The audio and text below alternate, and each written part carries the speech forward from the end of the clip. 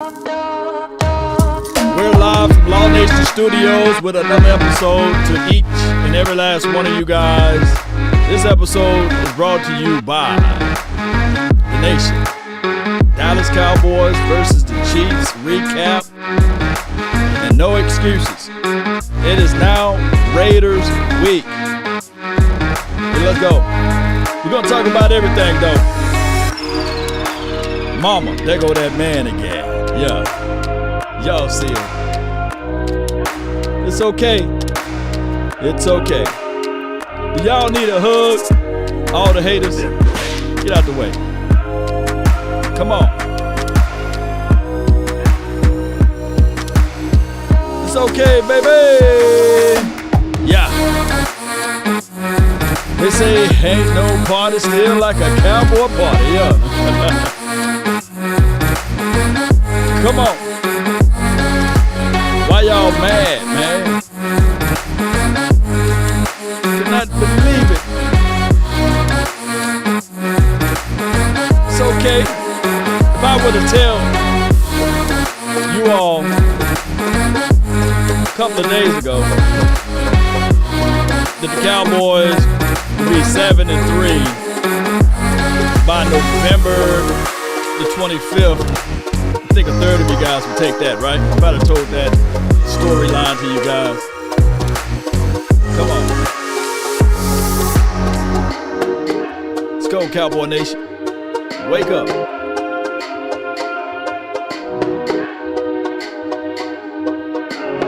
I know, I get it. It's Dak Prescott's fault, right? It's only the quarterback's fault. It's the quarterback. Blame it on the quarterback. Yeah. Blame it on Kelly Moore. The blame game.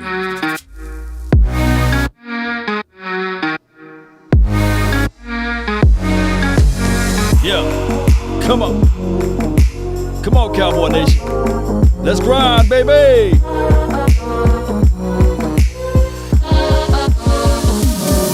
Yeah. They say ain't no party like a cowboy party. Yeah. Let's go. Wake up.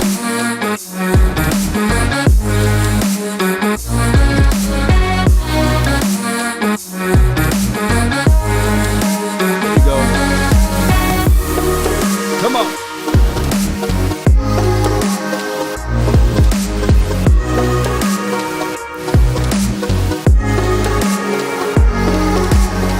Football left. Let's go, baby.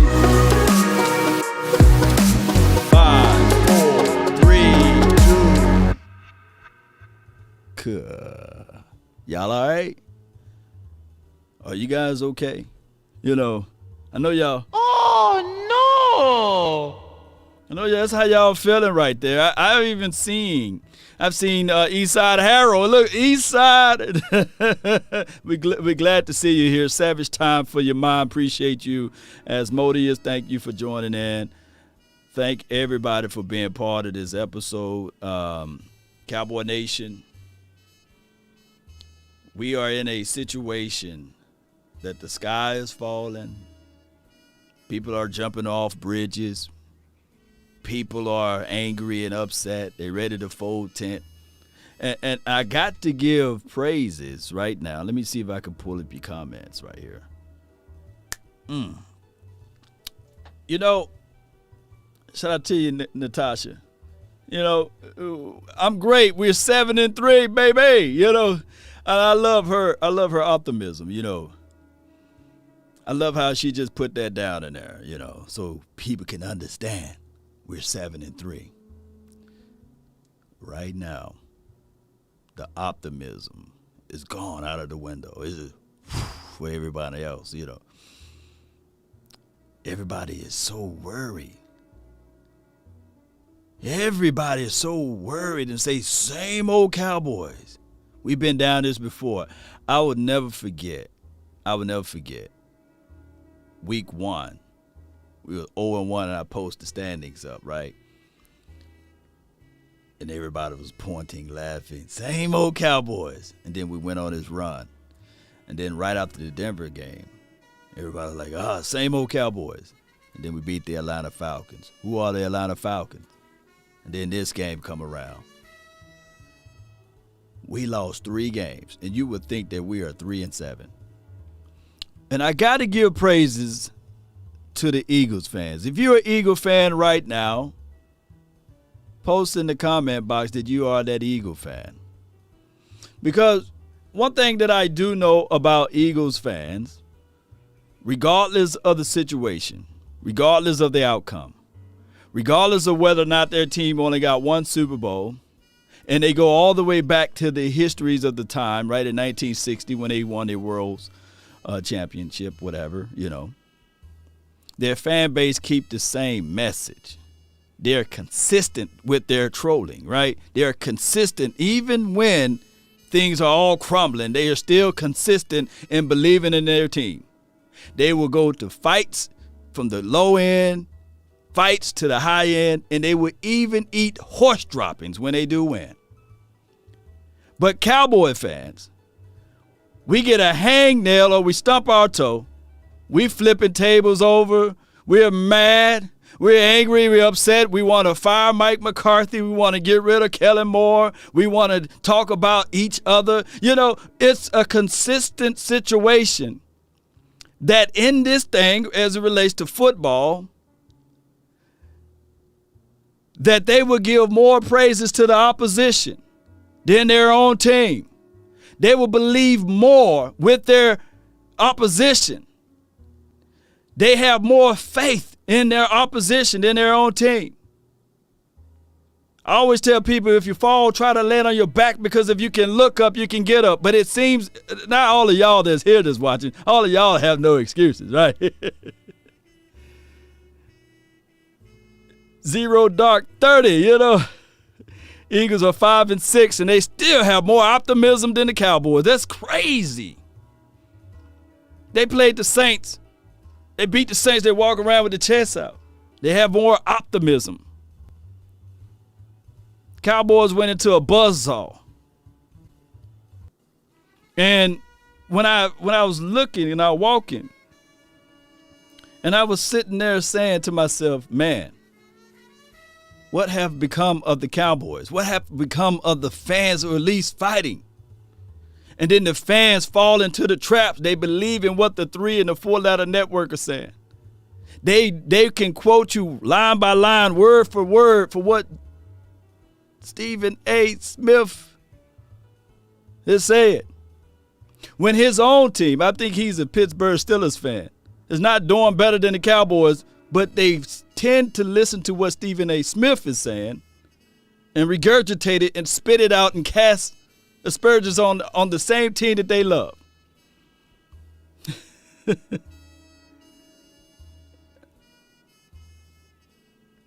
Joe Perez says Dak is another Kirk Cousins, with no shred of evidence that speaks such, right? But shout out to Kirk Cousins. He did his job yesterday. You know what I'm saying? Shout out to Kirk Cousins. A round of applause to Kirk Cousins.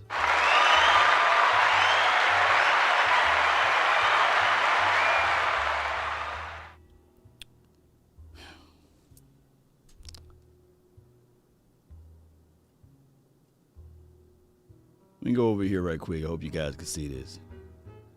Oh, yeah, shout out to the haircut plug, baby. That look good right there.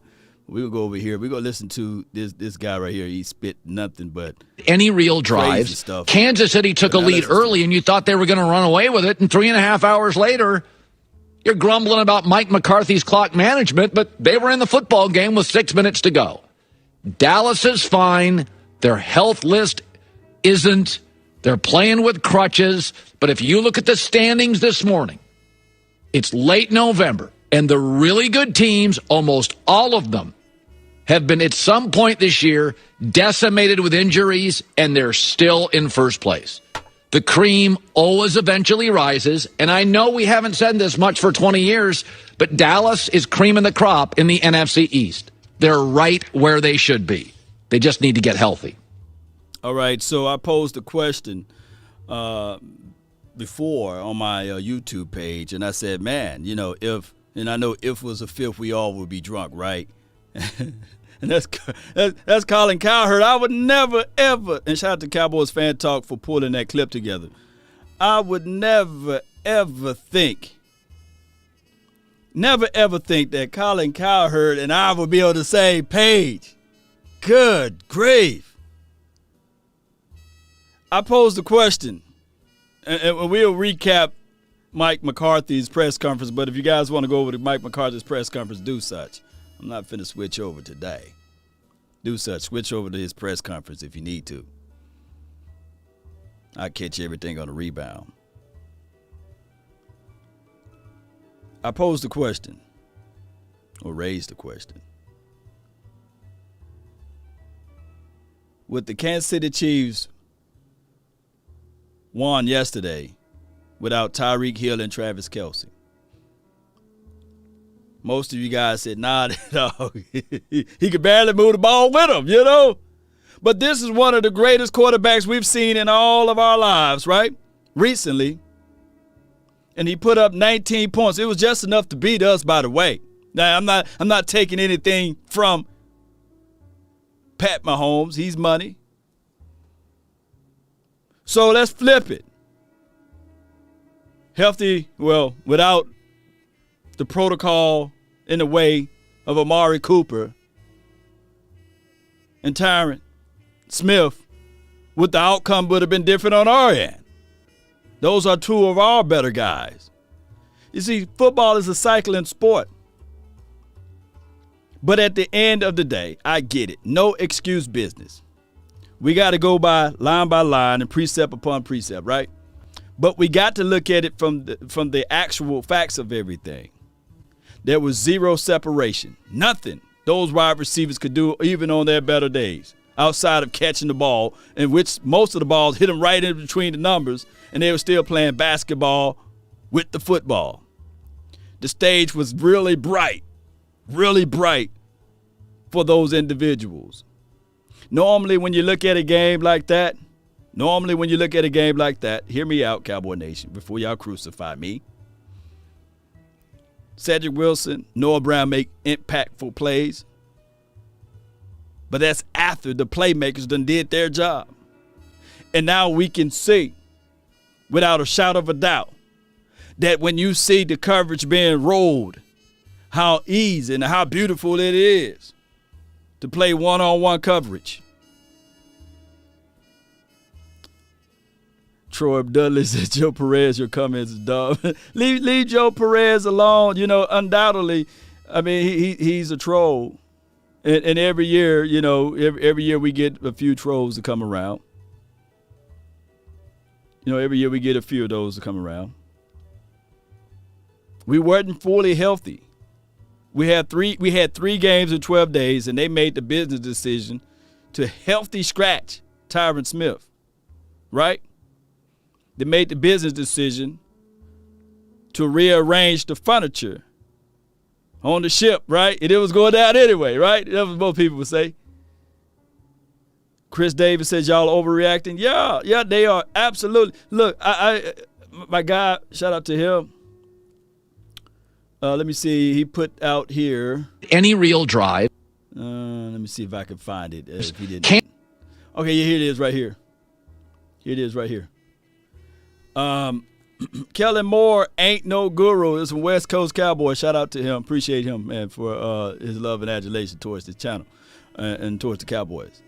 So I asked, who would you consider one? You know, who's the real gurus over here? Let's do our homework a little bit on this, you know, because it's so easy. It's so easy to say who's real and who's not. You know, where do gurus come from? And let me see what the question and what the answers are to the test. Talented and gifted, says Kyle Shanahan, with run concepts. Okay. They've been to the Super Bowl, right, under Kyle Shanahan, right? I don't think Kyle Shanahan got him a ring. But I don't think that he's light years ahead of Kellen Moore at this point. And let me see. And then Cardell says, let me see if we got somebody at the front door. Y'all bear with me. Let me get this right here. I got somebody at my front door. They better be about business. Hold on right quick. Y'all bear with me right quick. Listen to that right quick. Be right back. Yeah. I just wanna run it up. Can we check or something? I've been really in the field, let up. Yeah. I've been really in the field, let her rush, I let her feel. Lately, I just wanna run it up. Don't need no deals, I make the deal. Have to take it to a meal. Lately, I just wanna run it up. Yeah. Kinda check a song. Lately, I just wanna run it up. Count that too, count it up, yeah. Count it up. Lately, I just wanna run it up. Need them ones, I need them fives. Need them tens, I need that change. To the safe, got blues inside. Greens and pinks, it's all the same. I still save and roll my change. Take some losses when I play, charge it to the game. I'm with L, yeah, I'm with T Black, I'm with Reverend now. I'm with Bay, yeah, I'm with Jay, yeah, I'm with Chuck and now. Still the same, not switching sides, now it's about loyalty. You switch sides off for the bag, and that's worth more to me. I mix Nike with designer, I experiment. You just rock what's on the shelf, and I'm not feeling it. Search for the one, but baby girl, it's nothing real as this. Can't trust a soul, I keep a hammer, call it too legit. I've been really in the field, let her rush, I let her feel. Lately, I just wanna run it up. Don't need no deals, I make the deal. Have to take it to a meal. Lately, I just wanna run it up. Yeah. Kinda check a song. Lately, I just wanna run it up. All right. Appreciate y'all, man. There's somebody at the front door. That's what you got. That's what you get when you work from home, right? All right, so Cowboy Nation, thank y'all for your patience, man. I really appreciate you guys so much. We was talking about something. We were talking about this team. But I tell you what. Let me get my mind right. Let me see what all I missed out over here. Appreciate you guys for your love and adulation for the nation. Be sure to hit that like button, share this content, let a friend, neighbor, foe know where to go when they want to tune into Cowboys Sports Talk and beyond. All right, so let's get right to the chase of this one. Let's go to 105.3 The Fan. Let's go to 105.3 The Fan. We'll talk about what makes a guru or what have you. Jerry have told us about all of the COVID protocols and everything like that. When did you learn that Amari Cooper would be unavailable? And is there any level of disappointment that he'll automatically be out for Thursday as well because he is not vaccinated?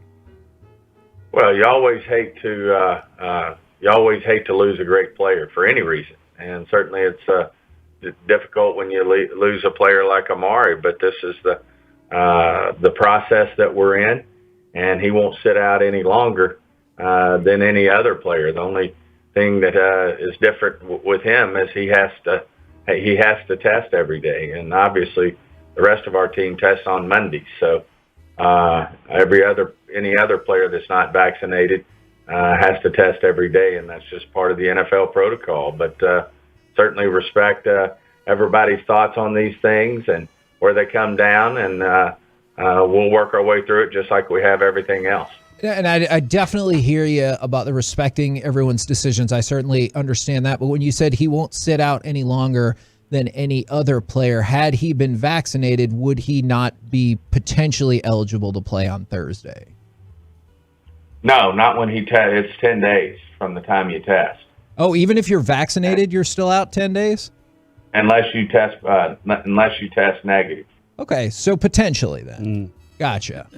Unless you test negative, but no, that's it. The only thing that was different with him than most of our other players is that he was testing as the week went on, and our other guys were not testing. Gotcha. All right, so Steven, the other wide receiver, CeeDee Lamb, suffers a concussion right before halftime, and you need to help me out on the education of this too, is when can CeeDee Lamb start testing his concussion?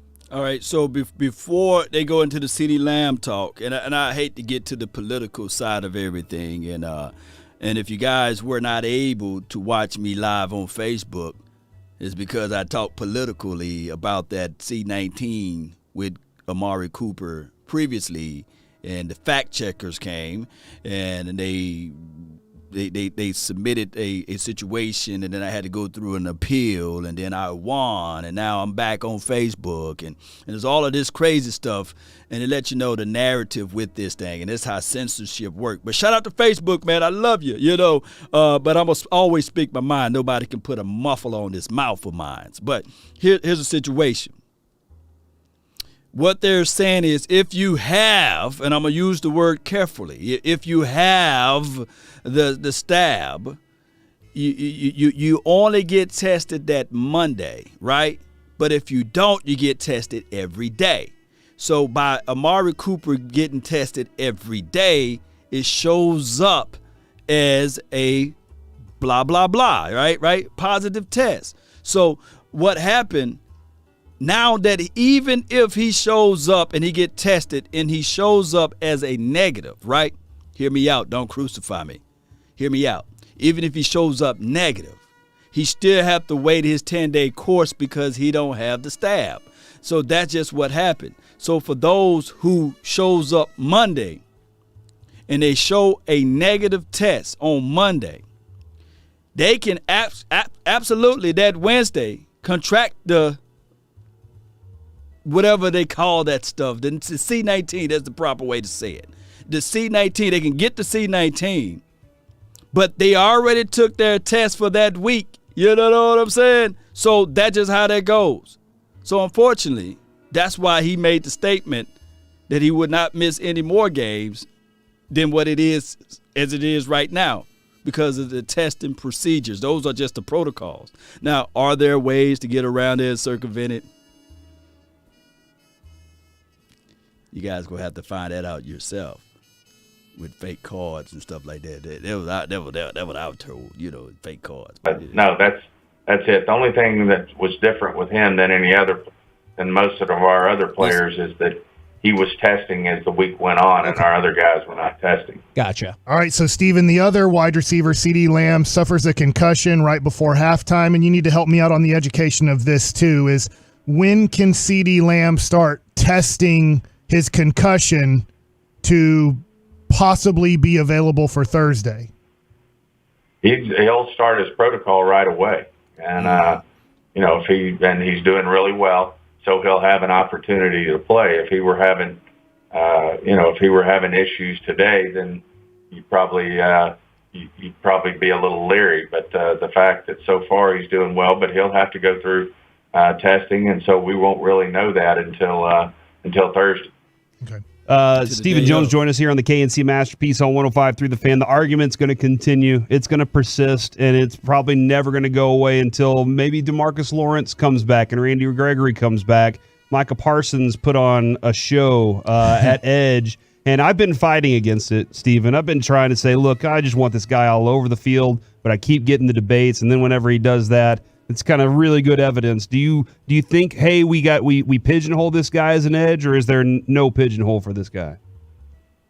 Well, I just think he's been so effective all year doing everything. And when you have a player like that, and as you well know, he's been coming off the edge almost every game, yeah. Right. Sometimes more than others. But then you see how effective he is. Obviously he could be a great player just coming off the edge, but he's also makes so many plays, doing a lot of different things, whether it's finding the quarterback, whether it's blitzing up the middle, whether he's in coverage or coming off the edge. I just think he's such a weapon for our defense. And boy, Dan Quinn sure seems to have a great feel for how to use him and his he's got freakish skills and how to use those skills.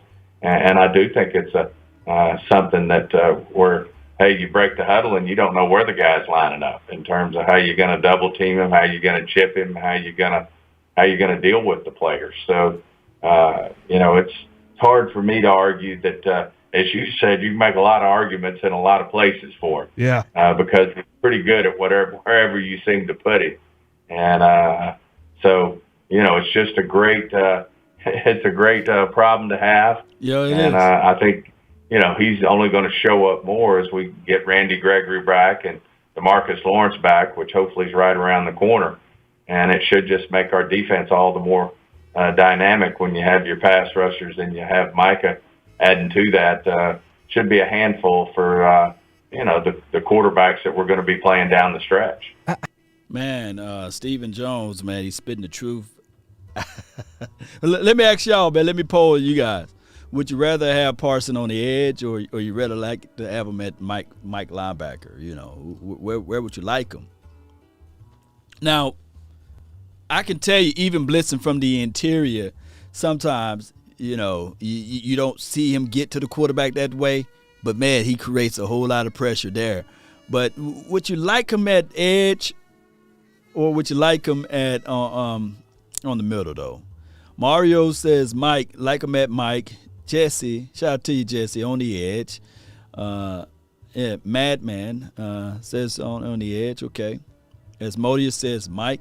And Mike, normally in a situation, you are the quarterback of the defense. You see everything. You call out the blitzing in certain situations. You pursue. You make sure that you cover the hook area. You got a lot of flats responsibilities depending on where the assignment is at. So a little mixture, right? This dude got 8 sacks as part-time edge rusher. God dog. I mean, that used to be the end of the season for most of our guys, right? I mean, we used to sit there and say, hey, if he get 2 more sacks, man, we gonna be like, man, this dude got 10 sacks, double digits, right? Oh my goodness. Nick says everywhere. I mean, you can do so much confusion if he's everywhere, man, because you got to account for him. And like y'all talk about exposure, like he exposed, the team is being exposed. I mean, he exposed everybody on this team. Like, it's like Micah Parsons up here, everybody else is down here, Parsons up here, everybody else is down there somewhere, Lawrence need to leave. You didn't even want to call him D-Law. You just call him by his whole name, Skeptical Fan. I like Skeptical Fan. He comes over, he gives the support for the nation, and he's always skeptical. He lives up to his YouTube name. I like that, man. Hey, everybody got like a little bit, you know what I'm saying? But Skeptical, man, let's give a round of applause to him. He lives up to his YouTube name. And I can only imagine Eastside Harold, he's in here. Their team is 2-8. Is that correct, Eastside? Can you imagine talking noise when your team is 2-8? A Skeptical Fan says Lawrence, and that's it. Parson is a monster. KD, you're right, man. Yeah. How much does your mind run wild, or Dan Quinn's mind run wild with that potential, or do you have to be like, hey, let's just wait till they're actually back and focus on who's on the field now? That tends to be where we all end up. Let's just temper our enthusiasm and let's wait till we actually get them back, because you never know what's going to happen. The perfect example I saw was just a couple of weeks ago when the Rams signed Odell Beckham, but then lost their number 1 or number 2 receiver the next day to an ACL. So, you just never know with this league when the next injury's coming. It's certainly a part of our game. The good news for us is we do feel like, this is one of our deeper football teams we've had in years, and we should be able to work through most things. But certainly we ran into a buzzsaw yesterday with a hot Chiefs team on the road, and a hard place to play. But knowing our group, knowing this team, I feel good that we'll rebound. Yeah, that was the end of John Stephen Jones. Shout out to everybody that's watching. And let me share this interview so that you guys can have access to watch the entire interview without me stopping, pausing, and rewinding. Yeah, man, we ran up into a team and we got our butt handed to us. And for all of the Prescott haters out there, if you guys want me to say that he didn't have his best game, he didn't have his best game, by the way. And we can see with our eyes the wide receivers didn't have their best game, right? It's not like it'll be foolish, for us to not point out everybody, right? Or if you guys can make an argument that the receivers had their best game, then point it out to me, you know. Or if the offensive line had their best game, point it out to me. No one looked pretty good yesterday. And I can tell you that the moment, the stage was very bright. And I can even go to the coaching philosophy. Let's think that's what we were talking about before I had to knock at the front door. And shout out to, like I said, West Coast Cowboy. Y'all be sure to check out his page. And he was talking about Sean Payton, Andy Reid, and Sean McVay. These are gurus. Now, when we talk about Sean Payton as a guru, I mean, let's be real with it. How long he's been coaching? How long did it take for him to get to this point? Andy Reid, how long he's been coaching? How long did it take for him to get to that point? McCarthy, we trust fam. # Beard Gang. Let me see what we got here, Jay Verse. Appreciate you. Hold on. Let me. And Bearded McCarthy, we trust. Yeah. Let me repeat that again. Say that again, man. Say that again. Yo. In Bearded McCarthy, we trust fam. # Beard Gang. All day, Jay Versick, man, all day. I really appreciate you. Yeah. It took him a long time. I think Kellen Moore struggled. Yeah. I think if I could speak objectively over this, you know, he's still learning on the job. I see some people, they laughing. Doesn't matter. We only have him. You know, Moore is only as good as the quarterback is playing that day. Okay, this is from West Coast Cowboy. Okay, yeah, this is a good response. Doesn't matter. We only have him. Moore is only good as the quarterback is playing that day. But if you want a name to give me, Dan Mullen at Florida.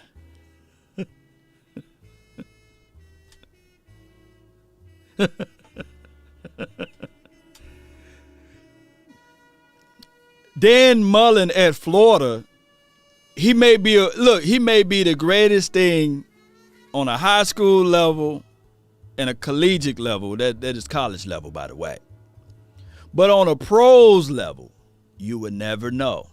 He don't have any experience at all on the pros level. Dan Mullen, if the Cowboys were to rinse and repeat everything and say, you know what, instead of putting Kellen Moore in, we're going to insert Dan Mullen into the mix, we don't know what we're going to get out of those bag of cookies. So all I can say is this is Kellen Moore third year, and it's going to sound like excuses. But these are the facts. It's going to take time. Sean McVay, as good as everybody think he is, you know what I'm saying? Their offense is not like it's spectacular or way far and beyond of the Dallas Cowboys. Right? If you got the Sean McVay offense is far and beyond of the Cowboys, right? I'm sorry, it's not. It's not. But I don't want people to get or become prisoners of the moment. We're 7-3.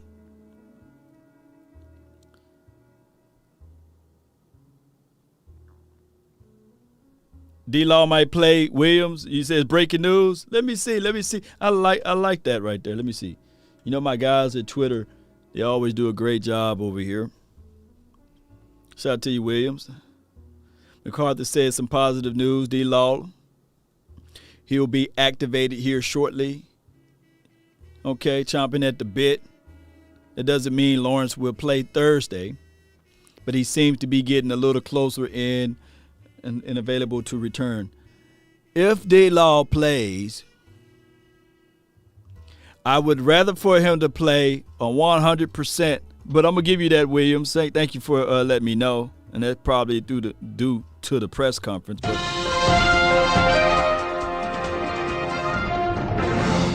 Breaking news. I give it to you, Williams. You know, I appreciate you. You know, we can put the little logo up there if you want it. You know, if you really want it that way, and we can go right here. Let me say,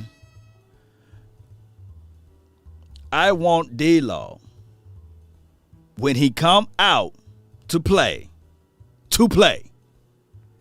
Not 70%, not 80%, since, no player is 100%, but by him only playing week 1, and he had a forced fumble week 1, by the way. By him only playing week 1, we do know that there will be game day regressions. He got to get back into game day shape or what have you. Working the chords is different from being out there with live ammunition. When it's live, you really got to be ready for it, right? You can't be running around and thinking that this is something that you can just wake up, roll out of the bed and do, right? You got to get locked and loaded. It's live ammunition out there, so you got to be ready, right? He got to be ready. We're going to be healthy for the late run. Yeah, I think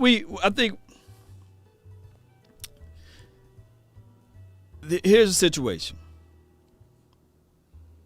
There's desperation football.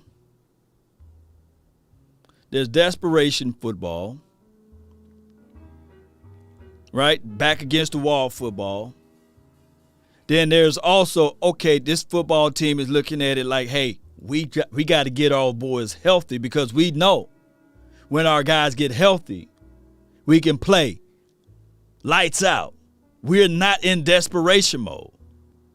A skeptical fan, I understand what you mean. D-Law, and I know you said Law. Me and D-Law share the same name. And I know skeptical fan, he's been following the page for a long time. I mean, skeptical fan, he's been here. He just, that's his bit. He's going to say that. You know what I'm saying? So it is what it is. So y'all, please, mods, please don't kick off skeptical fan. Please don't put him in timeout. Please don't do that. All right. Burnett says, okay, let me let the AI speak on that. Sugar Daddy, I would like D-Law. I would like D-Law to be here around Saints game, opposed to desperation mode. Let's throw him into this Raiders game if he's not 100. You know what I'm saying? Slowly push him into this situation. And I think that that's what they're doing with Navel Gallimore, by the way. Ricky, appreciate you for following. Thank you for joining in. Let the AI speak. Is it just me, or is the Cowboys cursed every time we have a good team? Somebody's injured or something's in our way. Hold on, I got to hear that again. Hold on. Say that again, lady. Hold on, say it again. Is it just me, or is the Cowboys cursed every time we have a good team? Somebody's injured or something's in our way.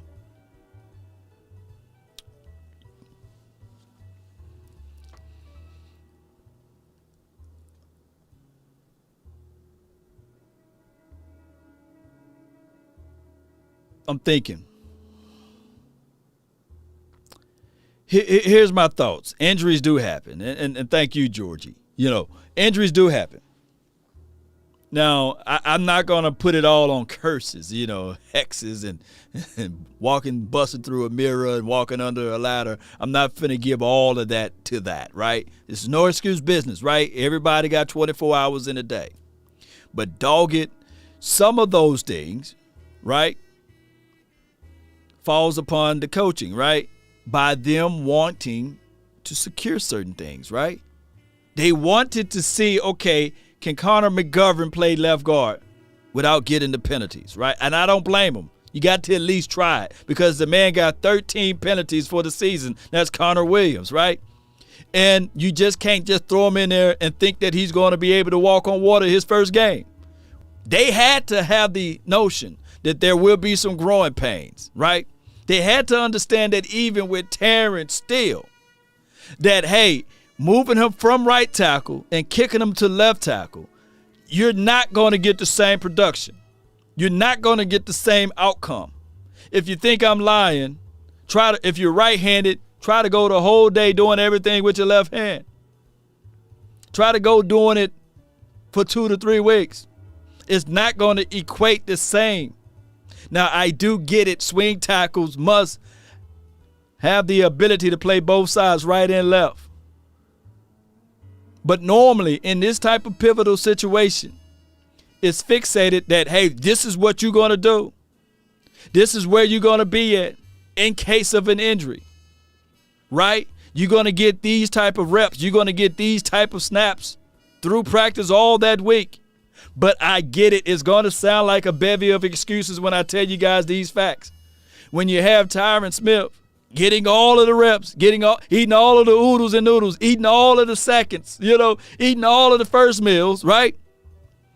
And then when game day come around the corner, you say, you know what? I'm going to sit you, Tyron Smith, and we're going to start the guy that limited at best at that position and expecting to have the same results that he had last week. Reps are so important. It's only a few people that can roll out of the bed and shoot the shot and hit it all the time, right? Practice. You got to practice.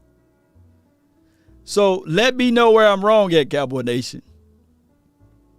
Let me know. I want to know. I want to know if I'm telling you guys wrong. Let me know, and I owned up to it. Okay, somebody finally gave me facts. Go. I thought I was just preaching to myself. I thought I was just talking to myself. Oh, it's good. Thank you so much. The Cowboys guy 21. He's the only one that said, hey, Law, you telling the facts, right? No. Sadiq was said true, too. Oh, she talking to Jason. But you guys get what I'm saying. Spiffy AC says, okay, yeah. Yeah, appreciate you, man. Spitting the truth. Oh, wholesale changes are difficult. Oh, they are.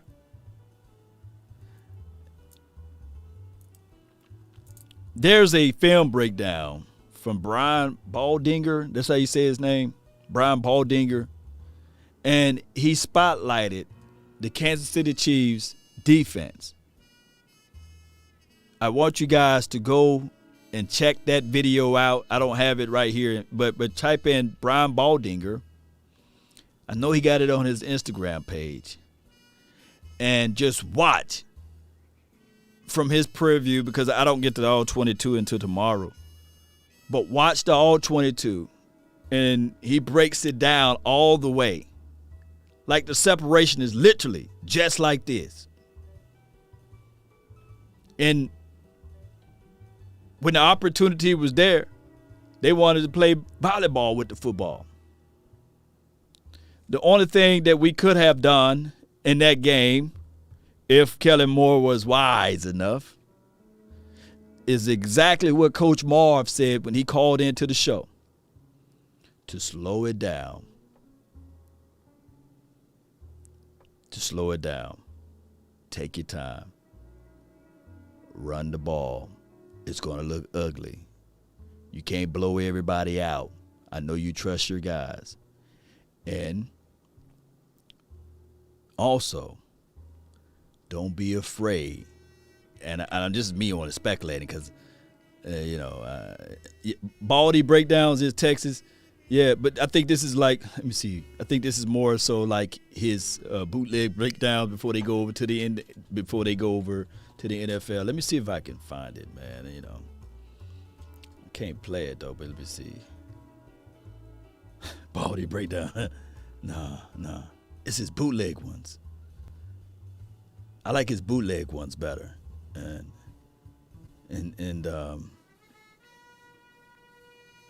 it was his bootleg one,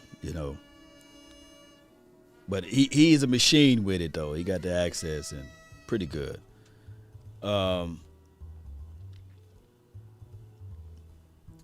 Dak was off his game. Shoot. I'm going to raise this question again. Pat Mahomes looked like he was off his game too. The brother, I mean, they won, and I'm not saying, look, if one thing y'all going to get from me, is that I will not say out of my mouth to y'all ears again that Dak Prescott is better than Pat Mahomes. If y'all want to get that out of me, y'all can get that out of me. You know what I'm saying? Outside of that, I like what Pat Mahomes was able to do, go through his read, go through the progression, step up inside the pocket, skirt, get off the edge there, run and get out of bounds and these sorts of things. But I'm not finna play the game of who's better and who's not, right? I'm not finna, you come over here to Law Nation show, I'm not finna say who's better. I'm not finna do the who's better game. because it would be absolutely uncalled for at this moment, right? But I tried to tell somebody in the comment box before the game even kicked off. They were saying that, hey, the Cowboys are going to win because they are just an overall better team. And I sit there and told him, I said, well, what do you mean? Who is on this team better than Chris Jones, as relates to the interior?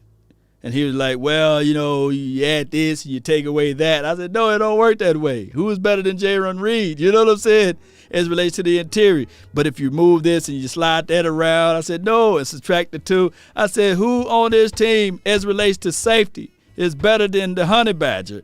And then he was just moonwalking. I said, man, it's any given Sunday, but those boys got talent over there as well. Now, let's not get it twisted. I like what Trayvon Diggs is doing. Parsons is a beast. Don't get me wrong.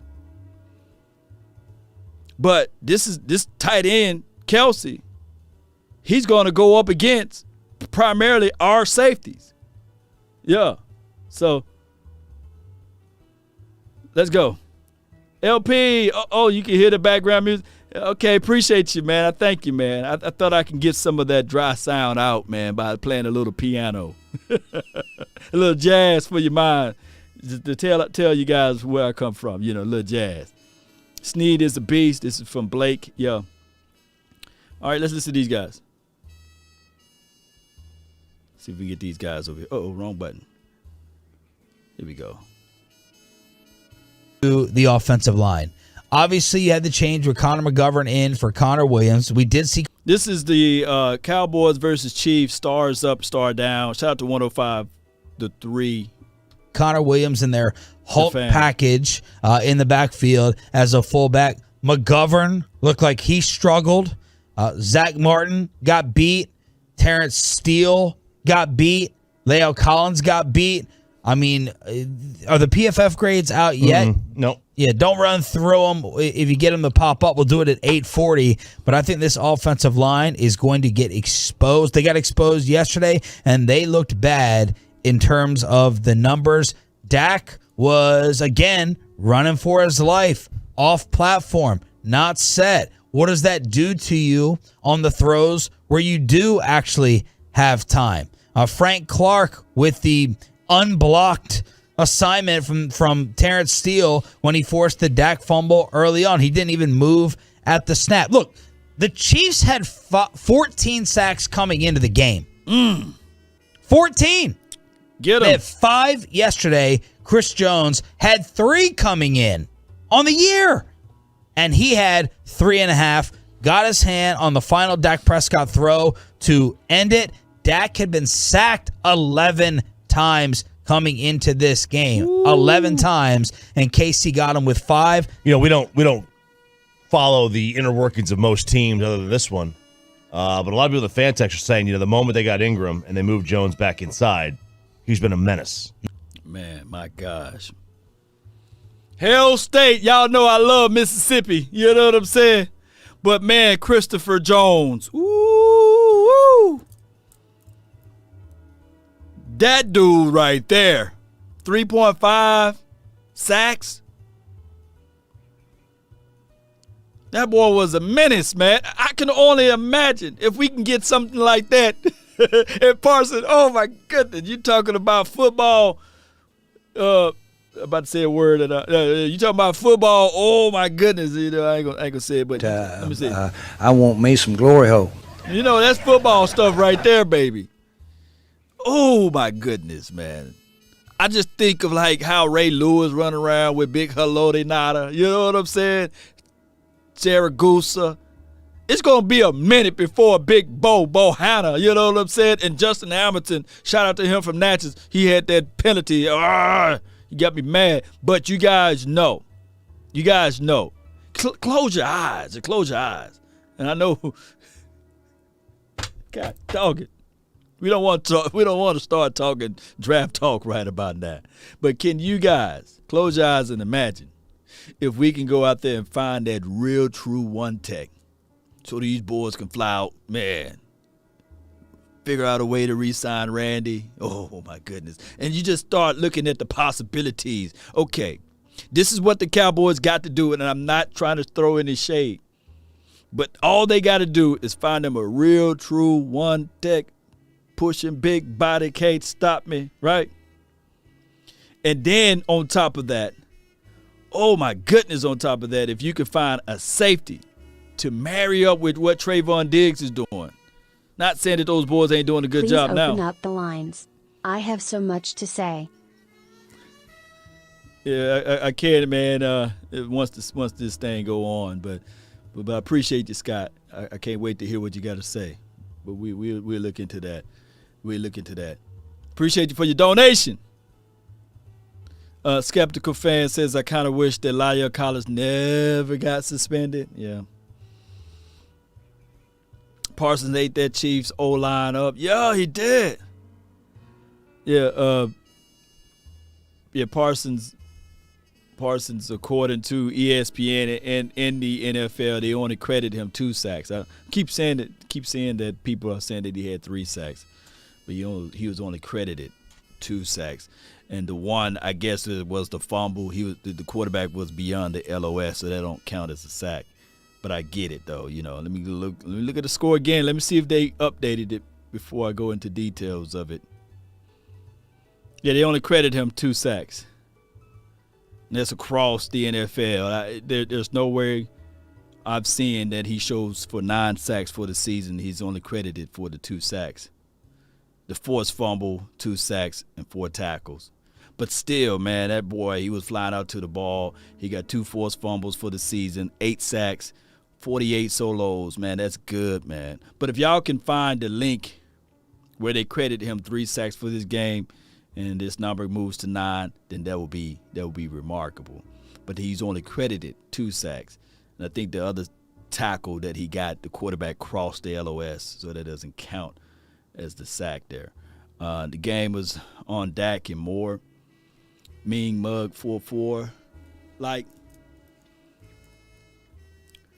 when you watch like Ming Mug, I want you to find that Brian Baldinger's film breakdown, film assessment, and let me know what Dak could have done otherwise. And I'm not saying that Dak Prescott can walk on water or he's the greatest thing since sliced bread, but Dak did just as much as he could do. Case in point, and hear me out, Cowboy Nation.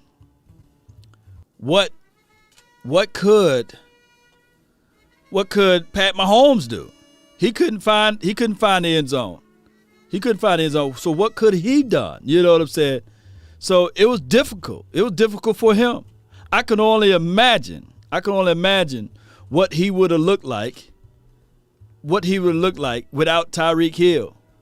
Without, and this is not me creating no excuses. Without, here it is right here. Let me see if I don't know if you guys see that, but here we go.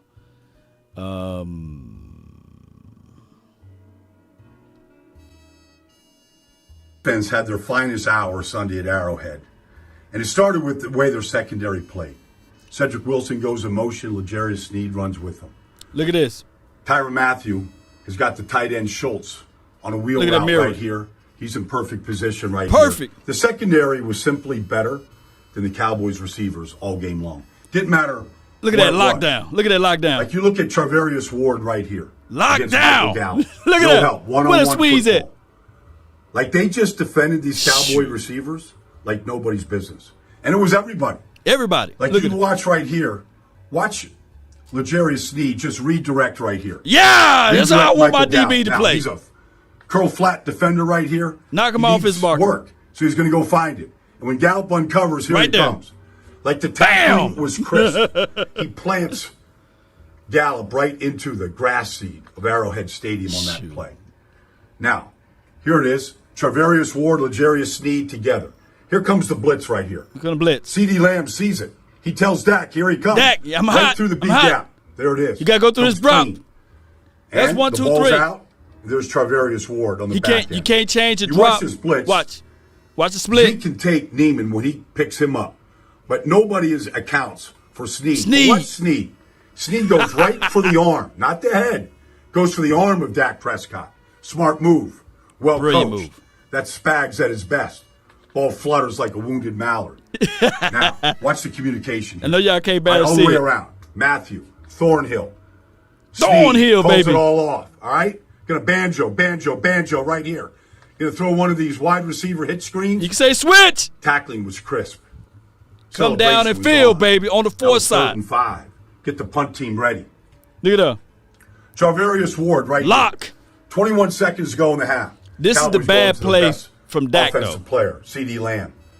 Charvarius Ward in perfect position takes it away. Should have hit him on the power Kept line the right there. Cowboys out of the game. If you want to get Charvarius mad, Ward in perfect position takes it away. if you want to get Kept the mad at Cowboys out of Dak, the end just zone, be all mad at gets Dak Ward on right that here. one. Watch 21 seconds to go in the half. Cowboys going to their best offensive player, CeeDee Lamb. Charvarius Ward in perfect position takes it away. Out and up. Kept the Cowboys out of the end zone all game long. Finest hour for this Chiefs defense. Healthy, playing great. That might be exactly what they need defensively. That performance. Go forward. So all I'm saying is that, man, let me see if I can share that, man. Let me see if I can share this with y'all, man. Here it is right here. So I encourage you guys, man. I don't have the all 22, but man, y'all can tell me. I'm watching film, man. I'm gonna be into it though. But y'all check out Brian Baldinger's film assessment, man, and it was really good. It was right to the point. It wasn't bias or anything like that. I like it because you know he just calling what he sees, and I love, y'all know I love DB, and it's on IG. Yeah, Cash Boy Jordan. So I put the link in there. Dog, they was on them boys, baby. The wide receivers couldn't get nothing. This type of game, I was telling my guys, Vach Lombardi, as well as Scott and Foots and Okoye, we all in the group chat. I was telling them, Mike, this is the game. That if you had Jarwin, and I know if was a fifth, we all be drunk. Banjo, Alex tell you, banjo, yo. 0. If you had Jarwin, and I know if was a fifth, if you have Jarwin, and you had Schultz take the underneath. All of that man-to-man crap, shoot. Jarwin would have did this. He would have been the hot up the vert. He would have forced that safety to hold still. The entire game, it would have been one-on-one. Amari Cooper would have ate that game. Baby, I'm telling y'all call me crazy and say Lowry just a homer. But Amari Cooper on Tre'Davious Ward or Sneed or any of those guys, Sneed was like, hey, I'm finna come get your money. Shoot. Where the rub routes at, shoot. Defensive front was compromised. Yo, defense, shout out to you, Davis. Appreciate you. So, I wish, oh my goodness, sometimes Amari Cooper be sitting there dreading like this. Oh, I wish you want to play press on me like that. Come on, jam me. Hey, you see him try to jam. He reach out, teach. That would have been a touchdown, bro. Oh, my goodness. Lamb was blanketed. And the craziest thing, and I love my dog Lamb. I was just praising him last week. I gave up the fight with Big Game James, and I gave him what he said. You know, him as well as my dog the OC. We do the final word every week, and I pretty much I spoke to his soul. I said, man, CeeDee Lamb is the game changer, bro. He's the game changer. I gave it to him. And I'm not selling or denigrating CD. I'm not, because that pass was kind of thrown badly. But he was right there, though. He didn't get no separation. It should have been on the outside shoulder. If not, Dak Prescott should have said either you going to catch this ball or the out of bounds going to catch this ball. But I'm not finna throw infield because it's one-on-one coverage, no safety help over the top. It's just you and Tre'Davious Ward, right? Come on, let's be real with it. That was the worst pass that Dak Prescott threw probably this year, right? But CeeDee Lamb still didn't get no separation from the LOS, you know what I'm saying, on him, you know. So it was kind of weird to see that dude blanking him like that with no safety help over the top. I was sitting like, dog, yeah. That's why I got so angry when we was doing the play-by-play. And I told you guys, it was a bad play, Tyreek. And I told you guys, hey, you know, I can't be an analyst. I don't work for ESPN or Fox News, but I'm going to give you guys some of my passion, Law Nation 12 personnel. Ooh, yeah. Hey, show of hands if you miss 12 personnel now. Because 12 personnel also help out the run. Because you don't know whether or not these guys are going to stay back to block or whether they're going to be released or they're going to inline block or shoot up field or it's going to be a run play by Ezekiel Elliott.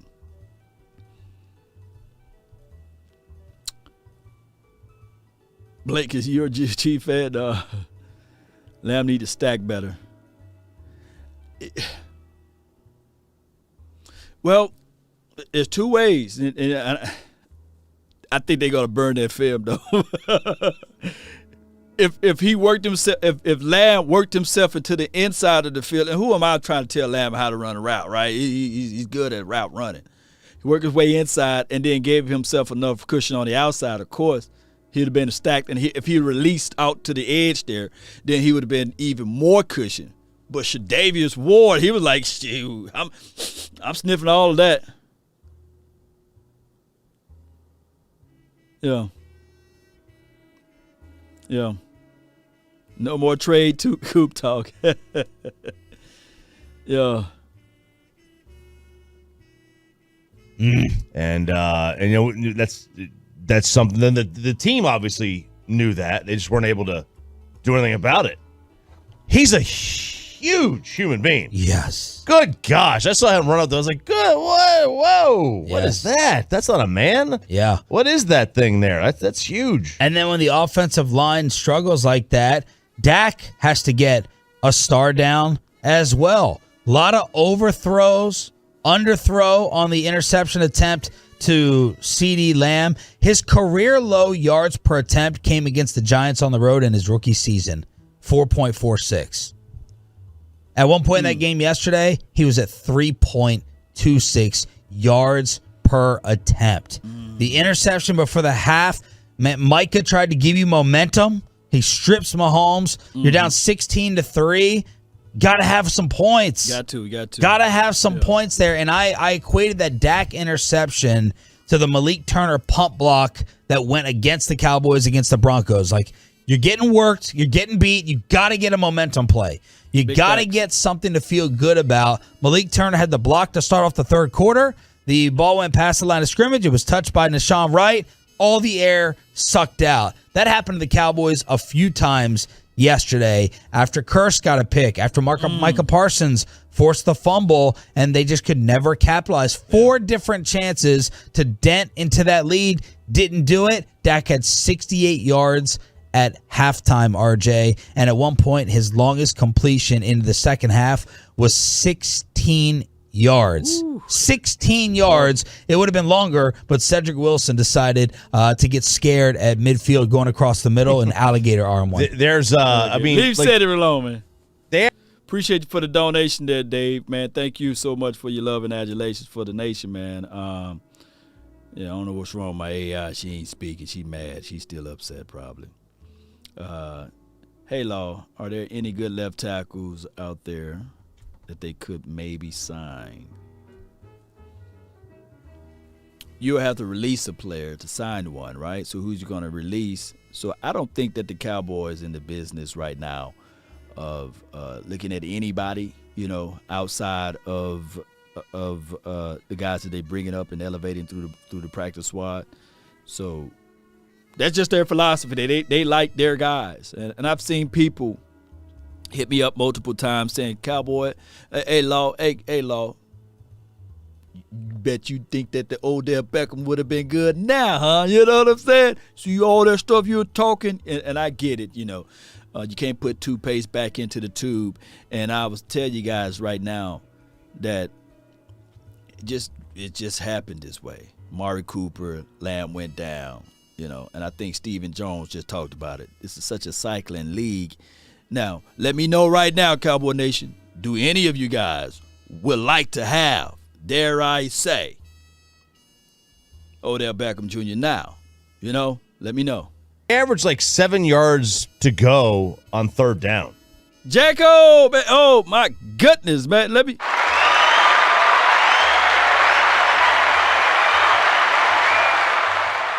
Appreciate you so much, man, for your love and adulations. Hey, you gonna get one of those monster. The Parsons, get down, boy. Appreciate you for the $200, man. You know, if you want to leave your love and adulations as it relates to the conversation piece, let me know. But I appreciate you for dropping that off. I mean, the nation really appreciate that, you know, really do. We're like, their average third down was like 3rd and 6.8. Guys, you're not going to win games when that happens. No. And 5 of 15 on third down. Yeah, and now 5 of 15 is not good. It's not the worst thing you'll ever see. I mean, you know, you want to be in the 40s at least. You know, and that's not there. It's 33. But it isn't the worst thing you ever. I mean, they're going to have Pause. Shout out to my dog. Woo! Terrence and Jacko, man, look, this is brought to you by all of y'all for making the donations over here. You know, all of you guys, thank y'all so much. And appreciate everybody who shared this content. But Terrence says, no Odell Beckham Jr. It was 1 week. Cooper, Lamb, Gallup will be back on the field. Or in the field. Here's the situation. I would like to tell everybody right now, let's not be prisoners of the moment. Like, I get it. We right now can look into this situation and we can say, oh, the Washington team is red hot right now. Oh, and I see some Philly fan D. They could be looking at this situation too and saying to themselves, Philadelphia Eagles, they red hot, baby. They unstoppable right now. You know, all of it going to them right now because they coming off of a win. They feeling really good right now. And I have no way to have any rebuttals off of anybody coming off of a win. But we would find out what those teams are made up of at the latter part of this particular month is going to be over with, as well as December. We'll see if can December be a time to remember. Let's go.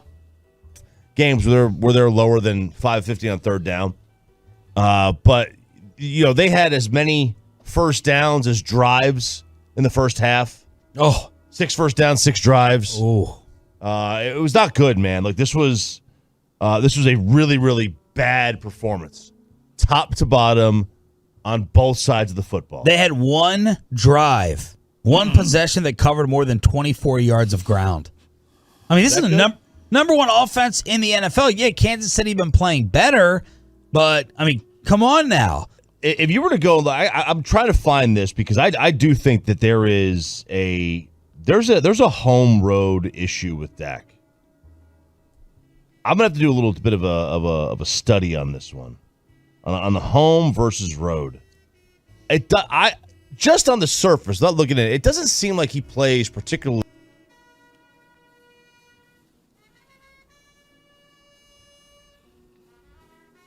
Shout out to Sean and RJ, but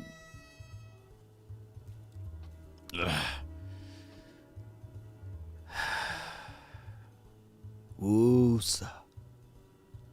I'm trying to do my Woosa. You know, my psychiatrist says you got to get.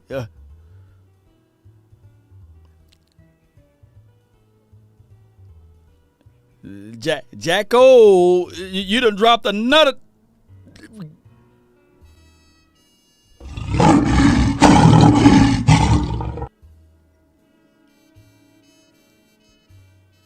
I bet she wake up now. Hey Law, are there any good left tackles out there that they could maybe sign? Russell Okung, I think he's still battling that injury. I think somebody was talking about 200.00. Yeah. Appreciate you so much. Let's see what we got right here. AI. I'm still trying to woo, so here we go. Here we go right here, Cowboy Nation.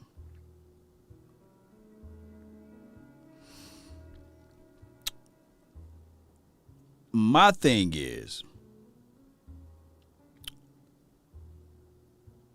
we lost 3 games.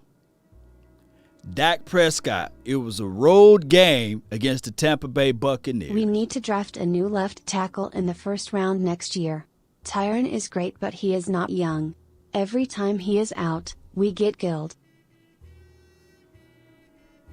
We need to draft a new left tackle in the first round next year. Tyron is great, but he is not young. Every time he is out, we get killed. Man, you right on it with that. Singing Call My Phone Hit My Line. Let's go, Law. Appreciate the content, my guy. Appreciate you, man. Y'all are killing it today. I really appreciate your love and adulation for the nation. I don't think that Dak Prescott had a horrible game against the Bucs, and that was on the road, right? We look at it like this. He had a horrible game against the Denver Broncos, and that was at home, right? So that split that whole conversational piece. And just yesterday, it was a horrible game on the road, right?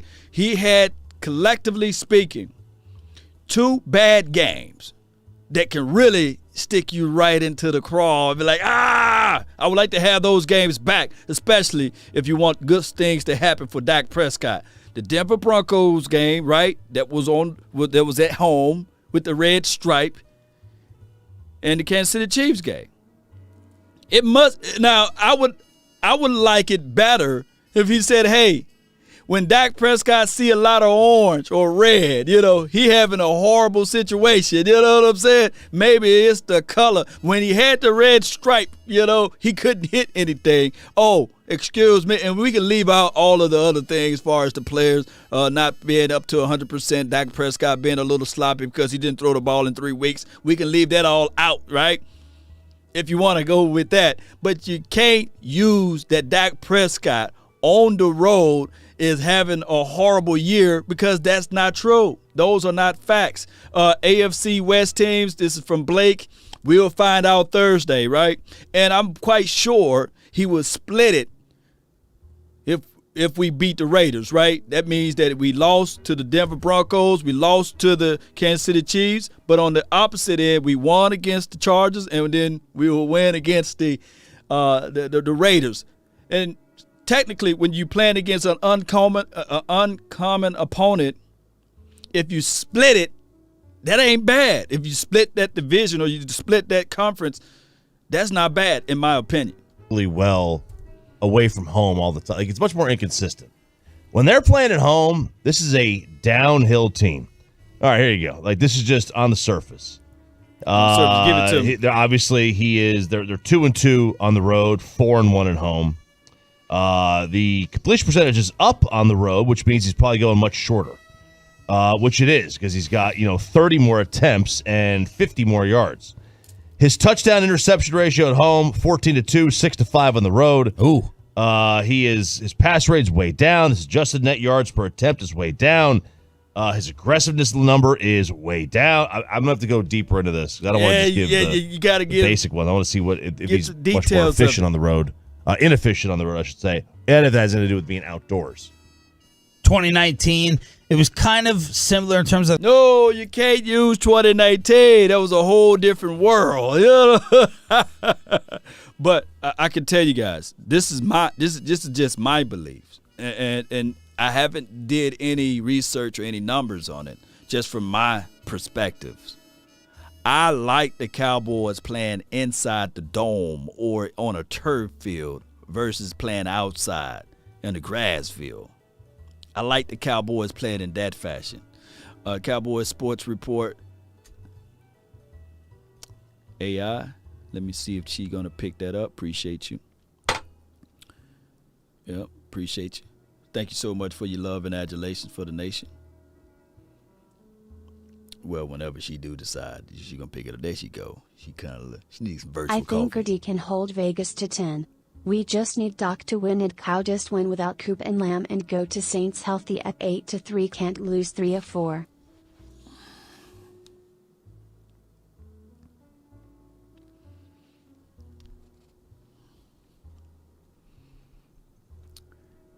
If we do that, I think our defense can. We have to rattle them first. We can't get them comfortable. This should be a game. It should be a game that we run the rock. We have to run the rock. But that's just what we got to do. But appreciate you.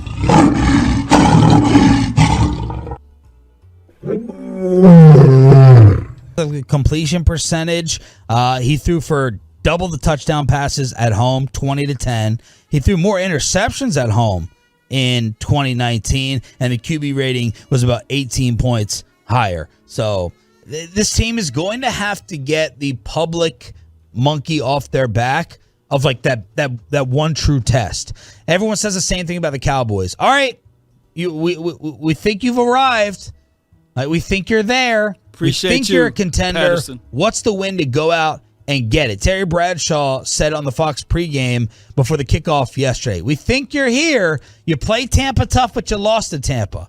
You got Kansas City on the road. You got to win one of these types of games. You got the numbers that are out there, over 500 teams, under 500 teams. So it's just something that is going to haunt them, and it's going to be on their shoulder until they actually do it, or they wait and do it in the postseason. Yeah. Well, let me ask you guys this. Do you think the Cowboys are looking at the standards and saying, okay, let's look at the stats and say, okay, this is a plus 500 team. We got to beat a plus 500 team to be qualified. We got to beat a plus 500 team to be validated? Or they looking at this situation and saying, okay, yeah, we stumbled across a lot of things, but do we need, or should we go and just say, okay, let's go and rip the Band-Aid off. Let's rush D-Law because he worked out. He was in warm-ups or what have you in pregame. Let's say, okay, D-Law, we want to put you on the field as well as Tyron Smith. We're going to put you on the field. We got to win this game against the Chiefs at all costs.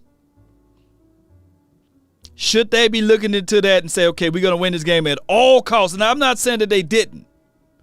Should they just throw out the plan of being healthy to get you over the hump down the line in December, through December? Or should they just risk it at all costs and say, okay, D-Law, you going to play today. Oh, Tyron Smith, you going to play today. I think that they are looking at this thing differently. They're looking at this thing differently, and they are thinking, and they said it looking at the bigger picture. But let me go all the way back up, man, to this questioning here.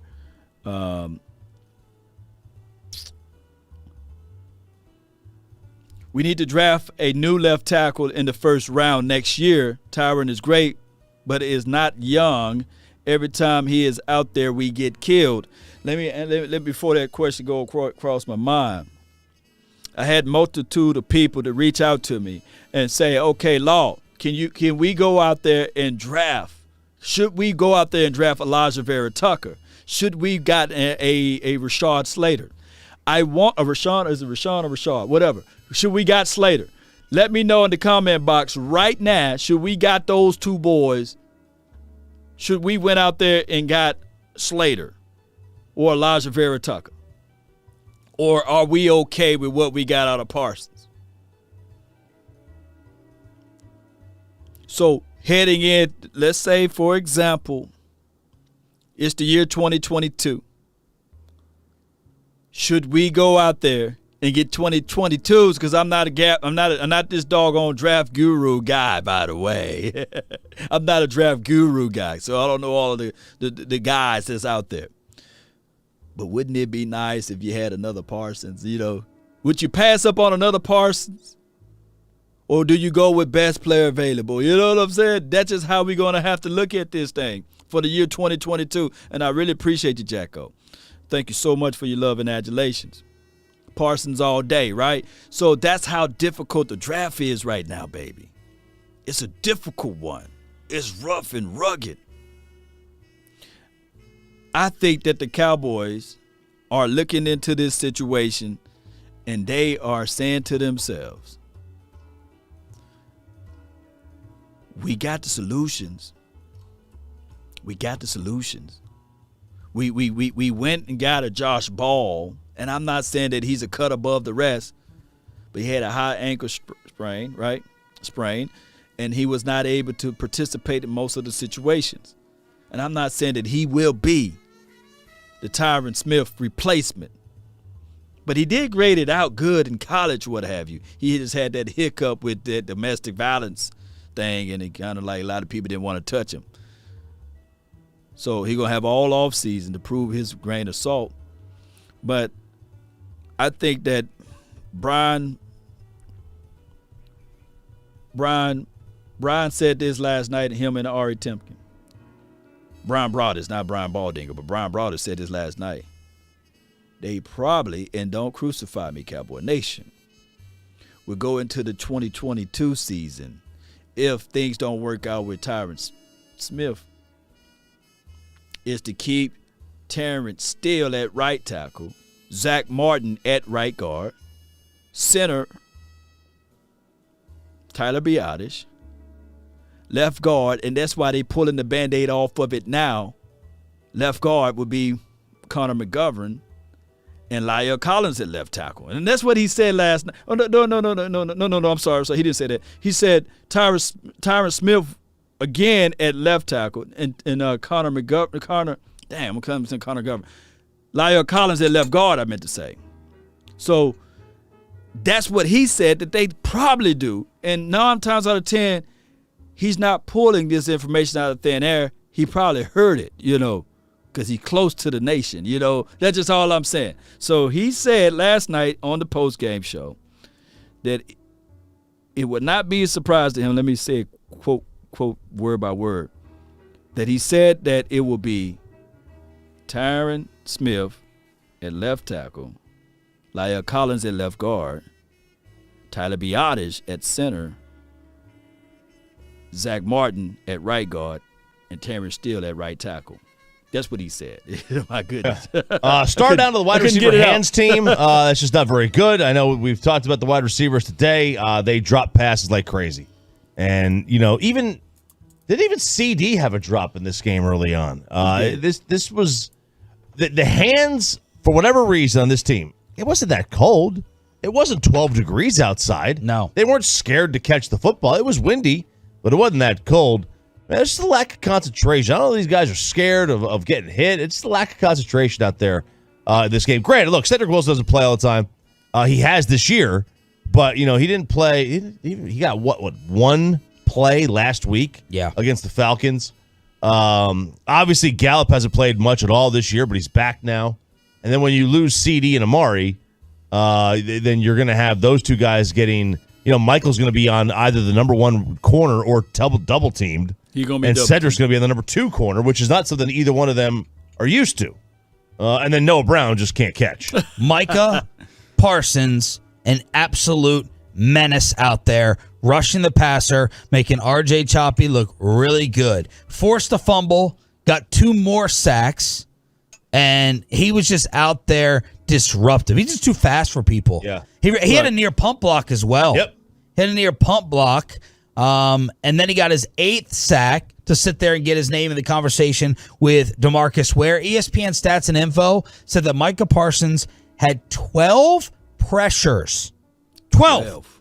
That's the most by a player in a single game since 2019. Nick Bosa, J.J. Watt each had a game with 12 that year. Micah Parsons just wreaking havoc all over the place. Nobody cares. Before they go into that other segment there,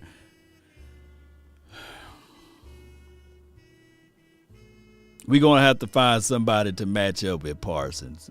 Jeez. Don't y'all know how dangerous they can be? Can y'all feel that?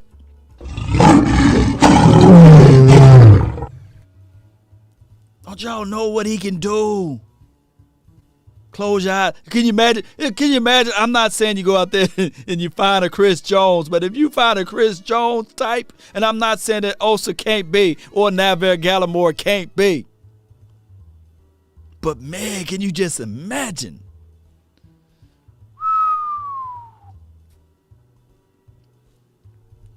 Cares what a player thinks about what they should play or what they're best at. Nobody cares. Leave this to the smart people in the front office about what you do. Oh yeah, and Randy, you're gonna have to pay Randy. And for what I heard you're gonna have to pay Randy Gregory around D. Law's type of money. It's going to have to be $17, $18 million. How you going to do it? Jordan Davis. Ooh. Terrence, I was looking at Jordan Davis. I thought he was going to commit last year or this year, basically. And they said, nah, he's going to sit out for one more year. Hey, Terrence, I know you've been hitting me up with all of his information, and I do have the college all 22, and I was looking at it. But can you post his measurables, Terrence Shorts, Jordan Davis measurables? Can you post them right quick? Or somebody, if you're a GA fan, hey, can y'all post his measurables? I just want to just see him so I can read them out loud. You know what I'm saying? I want the height, the weight, and if you have his stat line for your mind, you know. Special K says, I can see 18 million. Okay, yo, that'll work. Can somebody post his measurables? I can't wait to see when y'all post it down. And what you do best. There are football players at linebacker who still think that that the running back needs to be good for them to bite on play action. When we have years. Mark Anthony, yo, my goodness, yo.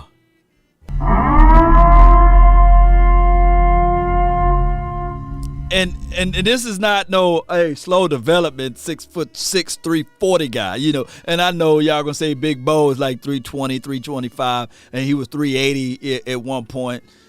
But this is no Big Bo type of situation. This Jordan Davis, oh my goodness, 6'6", 340 pounds. Oh my. Trapper says the Gilly Monster. He would be special too if he could stay healthy.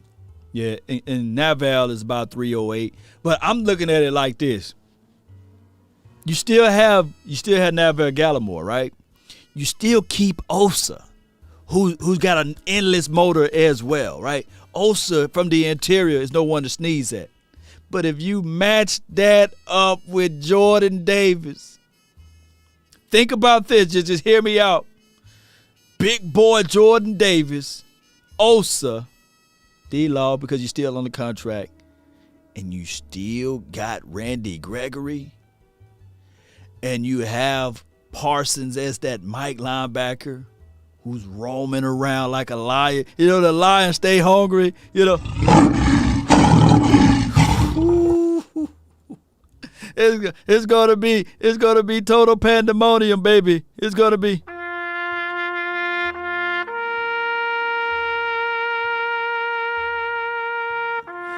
They're gonna be like, I can't stop this defense from coming at me. They coming from the left. They coming from the right.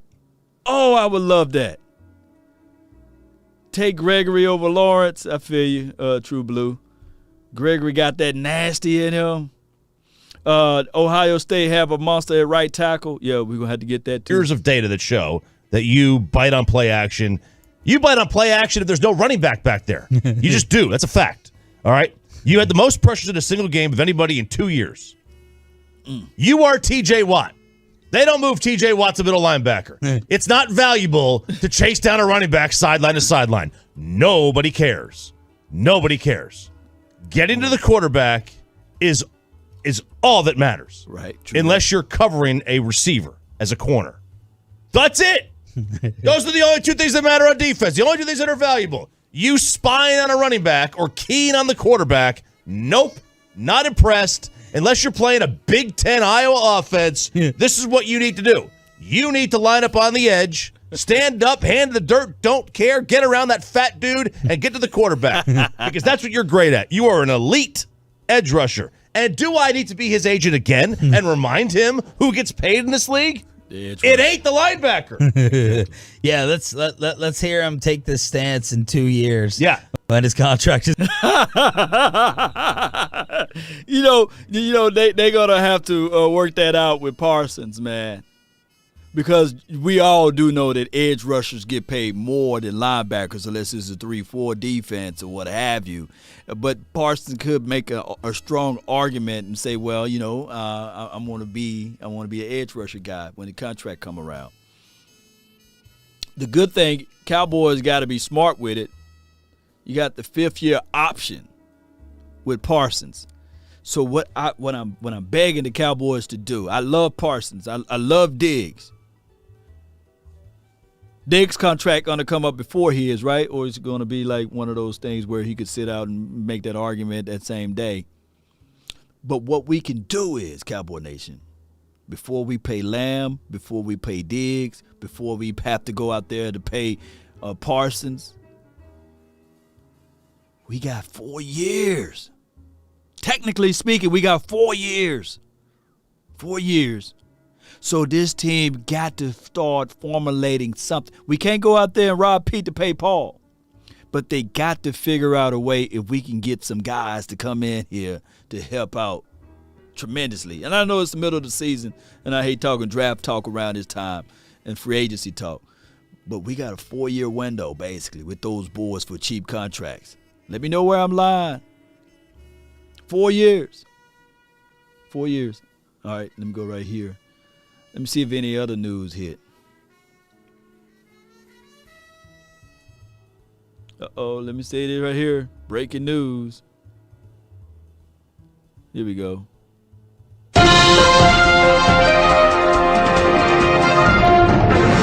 Breaking news! At the top of the hour, Connor McGovern will remain as the Cowboys left guard Thursday against the Raiders per coaching. You know what I'm saying? This is from John Machota. And that is what we hear from there as it relates to breaking news. If you want that sign up there, we can do it just like that. Bam, breaking news. Connor McGovern will remain. Now, of course, how evaluation normally go, you want to evaluate a player for at least 3 games. So I don't know whether or not this was something that they kind of like pulled to the table and said, okay, all right, cool. We're going to give you. They probably set Connor McGovern down and said, okay, we're going to give you the Chiefs. Hear me out. We'll give you the Chiefs, the Raiders, and the Saints game to solidify your role as the left guard. Now, Connor Williams, how he gets shafted into this whole entire thing is this is still a con game, right? You know, you got to think about it. And now that it hit me in such a way, it's still like a con game. Why you say that, Law? Because by you benching Connor Williams, it takes money away from his plate because now he have no leg or no ground to stand on and say, hey, I want this type of money. Because his agent can clearly, if I pull up Pro Football, let me get right here, Pro Football, and I go right here, I go to Connor, we go Williams, let's go Connor Williams. Y'all bear with me. Hold on to your horses. Don't let them free. All right, so you can look at all of this greenery right here, and if I'm Connor Williams' agent, I kind of gloss over the 13 penalties, and I'll say, hey, only 1 sack allowed. Hits allowed 0, meaning that he never allowed the quarterback to get hit after the play, before the play, whenever. You never going to hit the quarterback when he's out there on the field, and he only allowed 1 sack. Total pressure 10, right? 10 pressures. We just heard that Parsons got 12 pressures in 1 game, you know? So if I'm Connor's rep and I'm sitting there saying, hey, this guy's having his best season, 661 snaps, right? 661 snaps and only 1 time he allowed the quarterback to go down, right, from a sack.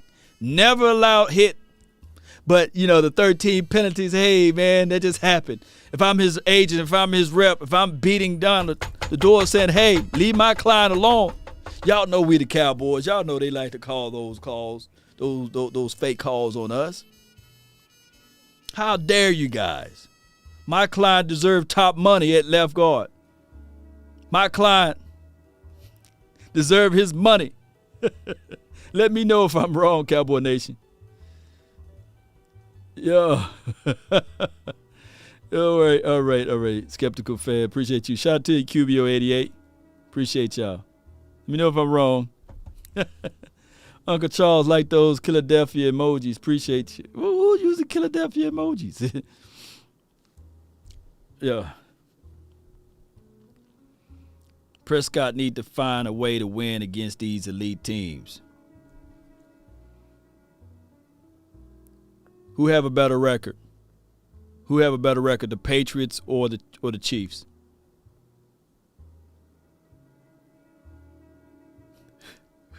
Didn't the Cowboys beat the Chiefs? No, they didn't beat them, but they did beat the Patriots, right? You see, a win is always a cycling situation, right? You look at it and you say, well, at the time,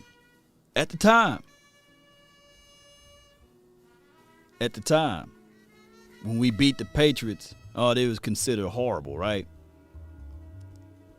But then a couple of weeks later, you realize the Patriots were a pretty good team. So we'll find out down the line, Cowboy Nation. CD will play Thursday. This is from Ms. Money. Oh, is that more breaking news? Let me check it out. I trust you, but we beat. We beat the Chargers too. You know what I'm saying? Chargers pretty good team, by the way. And I think that the Cowboys' fault is that they don't make their own schedule, right? I think the Cowboys should make their own schedule if that's the case. At the time, and I know this is kind of crass, but at the time we beat the 3-0 Panthers, and everybody was saying that, hey, at the time the Panthers was good, but now they not, right? But at the time when we played against the doggone Patriots, they wasn't a good team, but now they're a good team. You see how they keep moving the goalposts? They don't do it to any other team but the Cowboys. Trust but verify. Yeah, you already know. Let me see who said CeeDee Lamb would play. All right, let me see. Go back to John Shoulder. John Shoulder's pretty good. Let me check out Michael Gelkin. He's known to be on it too. Michael Gelkin.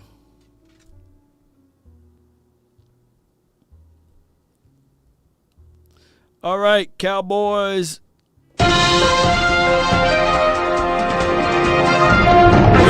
We're here reporting live from Law Nation Studios. Cowboys left tackle Tyron Smith ankle appears to be on track to return Thursday versus the Raiders. Following a 3 games absence, hopefully, he'll be ready to go. Coach Mike McCarthy said, quote unquote. So,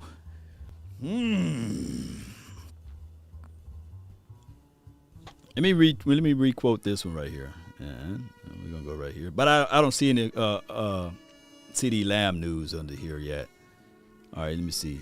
Coach Mike McCarthy said Lamb concussions. The fact that he was in a meeting today has definitely been stepped in the right direction. Okay, so it's a possibility. You know what? Let's do this, Cowboy Nation. Let's all say that Lamb would not play, and then he shows up Thursday. Let's all say that he would not play. Let's do some reverse psychology, Yo, because we're going to need him out there, baby. Here we go. Bam. Here we go. Follow that tweet right there. Let's go, Cowboy Nation. It's a possibility. It's a possibility that Lamb can play, I hope Lamb is okay, and I hope, all BS aside, Cowboy Nation, all BS aside, we hope he's not rushing with a concussion. We've heard storylines of everything, and I know that we are selfish in the sense that we would want him to play, but if he's not 100%. If he's not 100%, then we don't want him. Georgie says, Law, can you check the La'el? Yeah, let me check the La'el Collins. I think it's pretty good. Let me see. All right, Collins PFF grade. Ooh, that joker went up on run blocking. All right, 5 penalties so far, 1 sack allowed, 79 overall. That's not bad. Pass pro, he need to help that up, 66.7. When I see that big 9-4 up there, baby, shoot, mauler. Remember if you do that mauler, you can maul them. 13 pressures so far, hits allowed 0, 1 sack allowed so far this season, 5 penalties. That's not bad out of 292 snaps. Not bad. Not bad. Man, you put that big boy inside. You run. That 94. Just run. Just do some run that way. You know, that means I think that look, I'm not finna go into details of it. But Lyle Collins is pretty good.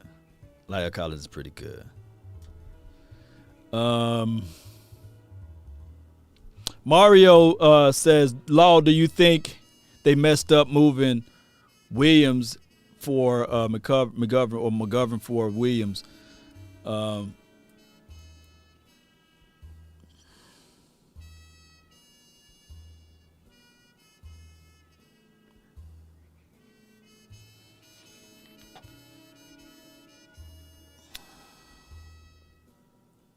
Here's my thoughts on this right here, Cowboy Nation. And I didn't know it's what time is it? 5:31. Okay, here's my thoughts on this, Cowboy Nation.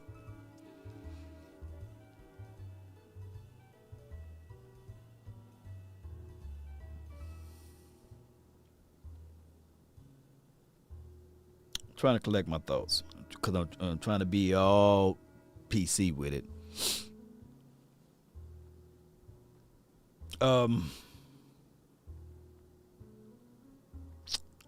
Luther had a song that said, "Love the one you with."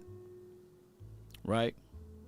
Y'all remember? You guys remember that song? "Love the one you with." Right? Old folks from my neck of the woods. You know, we ride horses over there. Ride the horse you rode in on, right? Some people say this: if it's not broke, don't fix it. Right? Here's the situation. I know you guys heard me say, hey, I didn't like the ideology of kicking Terrence Steele. I was trying to fight that battle from the right tackle situation. And while he had that muscle memory of playing at right tackle, keep him at right tackle. And if you have reservations, and I'm not saying that he's better or less. Here's my whole point, because I seen an argument between my guys, my dogs, my contemporaries, Vach Lombardi and the OC and my guy, Boss Cowboy, and they was going back and forth, and a whole bunch of Cowboys content creators. I've seen it going back and forth. There was the Isley brothers. The Isley brothers said, "Love the one you with." I thought it was Luther. Didn't Luther sing "Love the One You With"? let me double check. I trust you, but let's verify. Let me see. I could be wrong. "Love the one you with." Oh, I thought for sure Luther. "Love the one you with." Both of them did it, huh? Who wrote it? "Love the one you with." There's a roll, da da da. "Love the one you with." All right, let me see. "If I can't be with you, I love the one, da da. Go ahead with the one, da da da." I like this. I like to live right here. Oh yeah, oh yeah.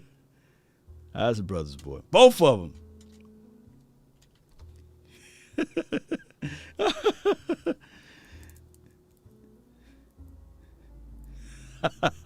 All right, so let's get back to football. I appreciate y'all, but both of them, I need to see, you guys gonna have me playing all of the old. I wish I could play it now. Luther, okay, so break it down. Isley was the original. Boy, y'all education for the nation, baby.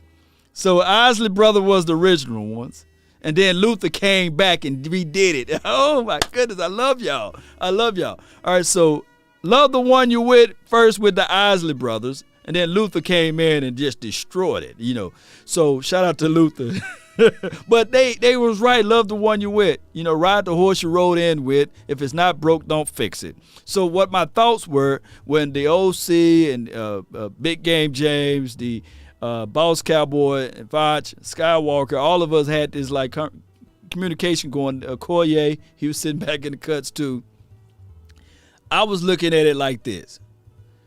and it's just my notion, just my thoughts. Just like when I finna pull up this film right quick, you would see the fact that Terrence Steele improved and he was playing better.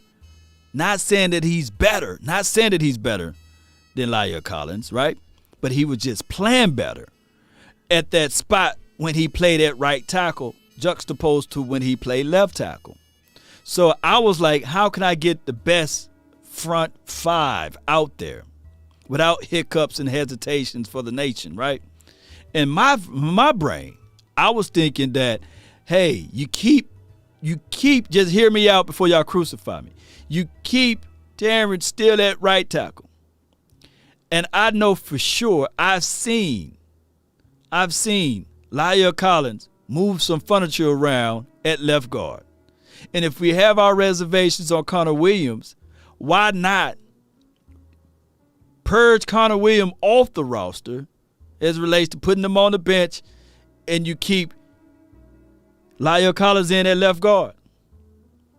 But if you really love what Connor Williams brings to the table and you want to evaluate everything, you might stop the growth process of Tyler Biadasz. But I heard that Connor Williams played some center. If you really want that, then you keep Connor Williams. You just slide Connor Williams over at center, and you don't have to worry about Tyler Biadasz going through the growing pains. Maybe, just maybe, your best possibility would be left tackle Terrence Steele. Left tackle Tyron Smith, left guard La'el Collins, Connor Williams, Zach Martin, Terrence Steele.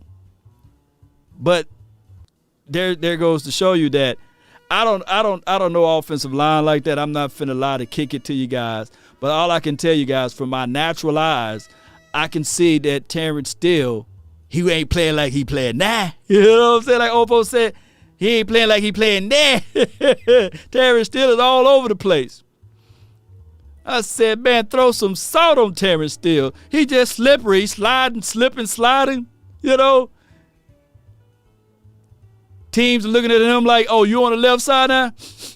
But I seen Terrence Steele manhandle Bosa, you know.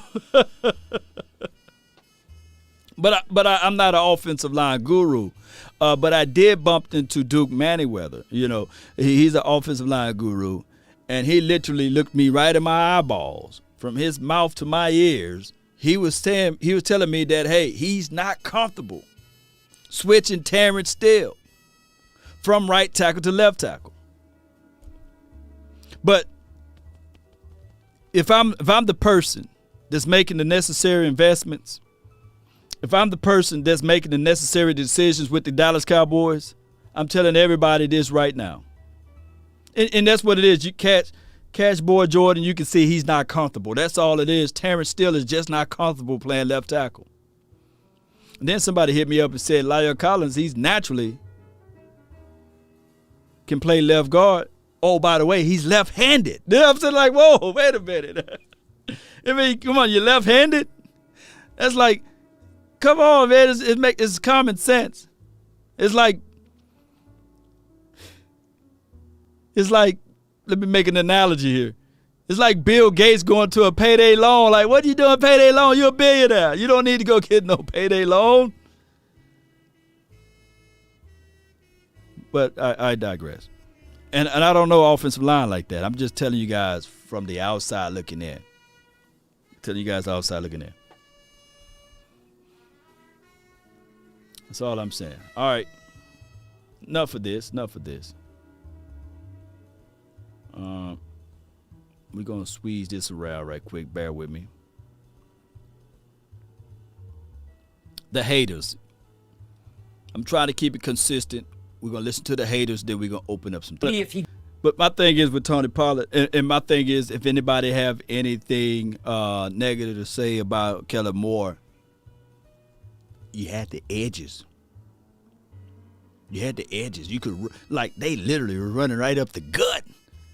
I mean, they was running right to Chris Jones, Jaron Reed, those big boys, Frank Clark. They were running right inside Ingram. They were running right where the teeth of the defense was at.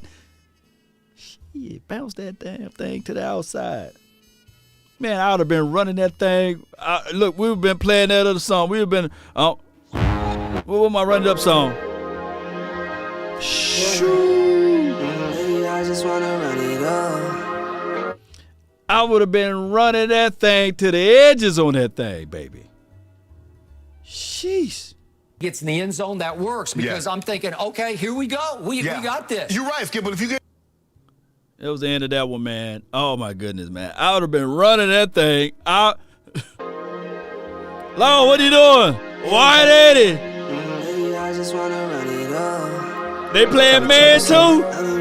Sure. They ain't playing so? Run it.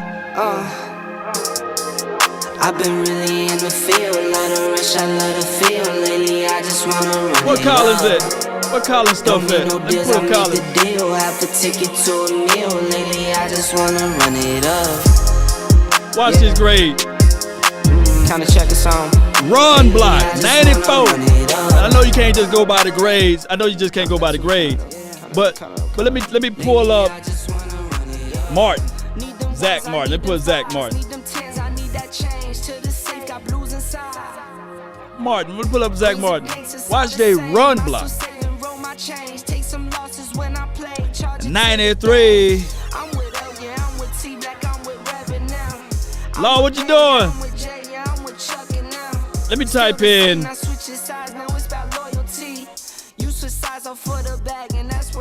Where's run block here? I bet this run block better than this pass. 82. Law running. Who running? Law. I think it's with one R. He spelled it out. He spelled the name with one R. Run it up. Law, what you doing?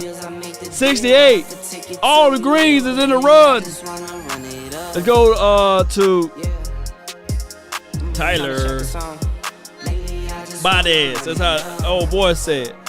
What this run block is? 68.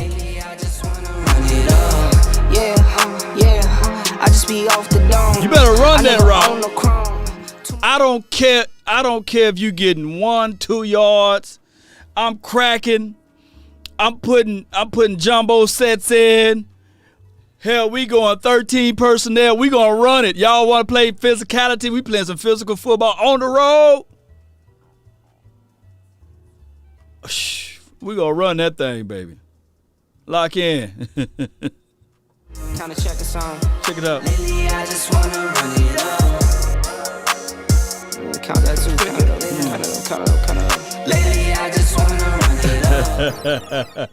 All right, Cowboys. That's what I would have done. Bounce it out to the edge, not running inside the teeth. Oh my goodness, man. Y'all know how this thing goes. All right, let's do this. Let's do this for like a few minutes, man. Scott, man, if you here, man, we gonna bring you in, dog. Hit my line, only ones who down for line. Keep it super thorough my way on this side. Keep it super thorough my way on this side. Call my phone, hit my line. Only ones who down for line. Keep it super thorough my way on this side. Keep it super thorough my way on this side. Mobbing with my brothers, there's no question, keep it real. Whether we East coastin' or we in the Haven Hills. In the poppin' straps of blue faces, not the pills. Heard you callin' bluffs, I show and prove it, it's for real. 657 Son of God, not a son of sin. 390-7391. Somebody put the number in the chat. I'm gonna pin it to your YouTube page. 657-390-7391. Call my line. Keep it super thorough my way on this side. Call my phone, run it. Hit my line. Only ones who down for line. Keep it super thorough my way on this side. Keep it super thorough my way on this side. The room fill up. It's funny how to cut you off. Had some more friends like my brothers, I can't trust it all. Same ones in your corner wanna see you fall. Now I only need a hand to count the ones who ball with me. Come on, ball with the nation. Down to put it on the line when lose or draw with me. Those my brothers, different mothers, part of par with me. Got the body to my class. 657-390-7391. Call my phone. Keep it super thug my way on this side. Keep it super thug my way on this side. Call my phone, hit my line. DMV George, you live. Yo, what's up, Law? Nothing to it, man. Talk to me, man. Yo, I came here and made like I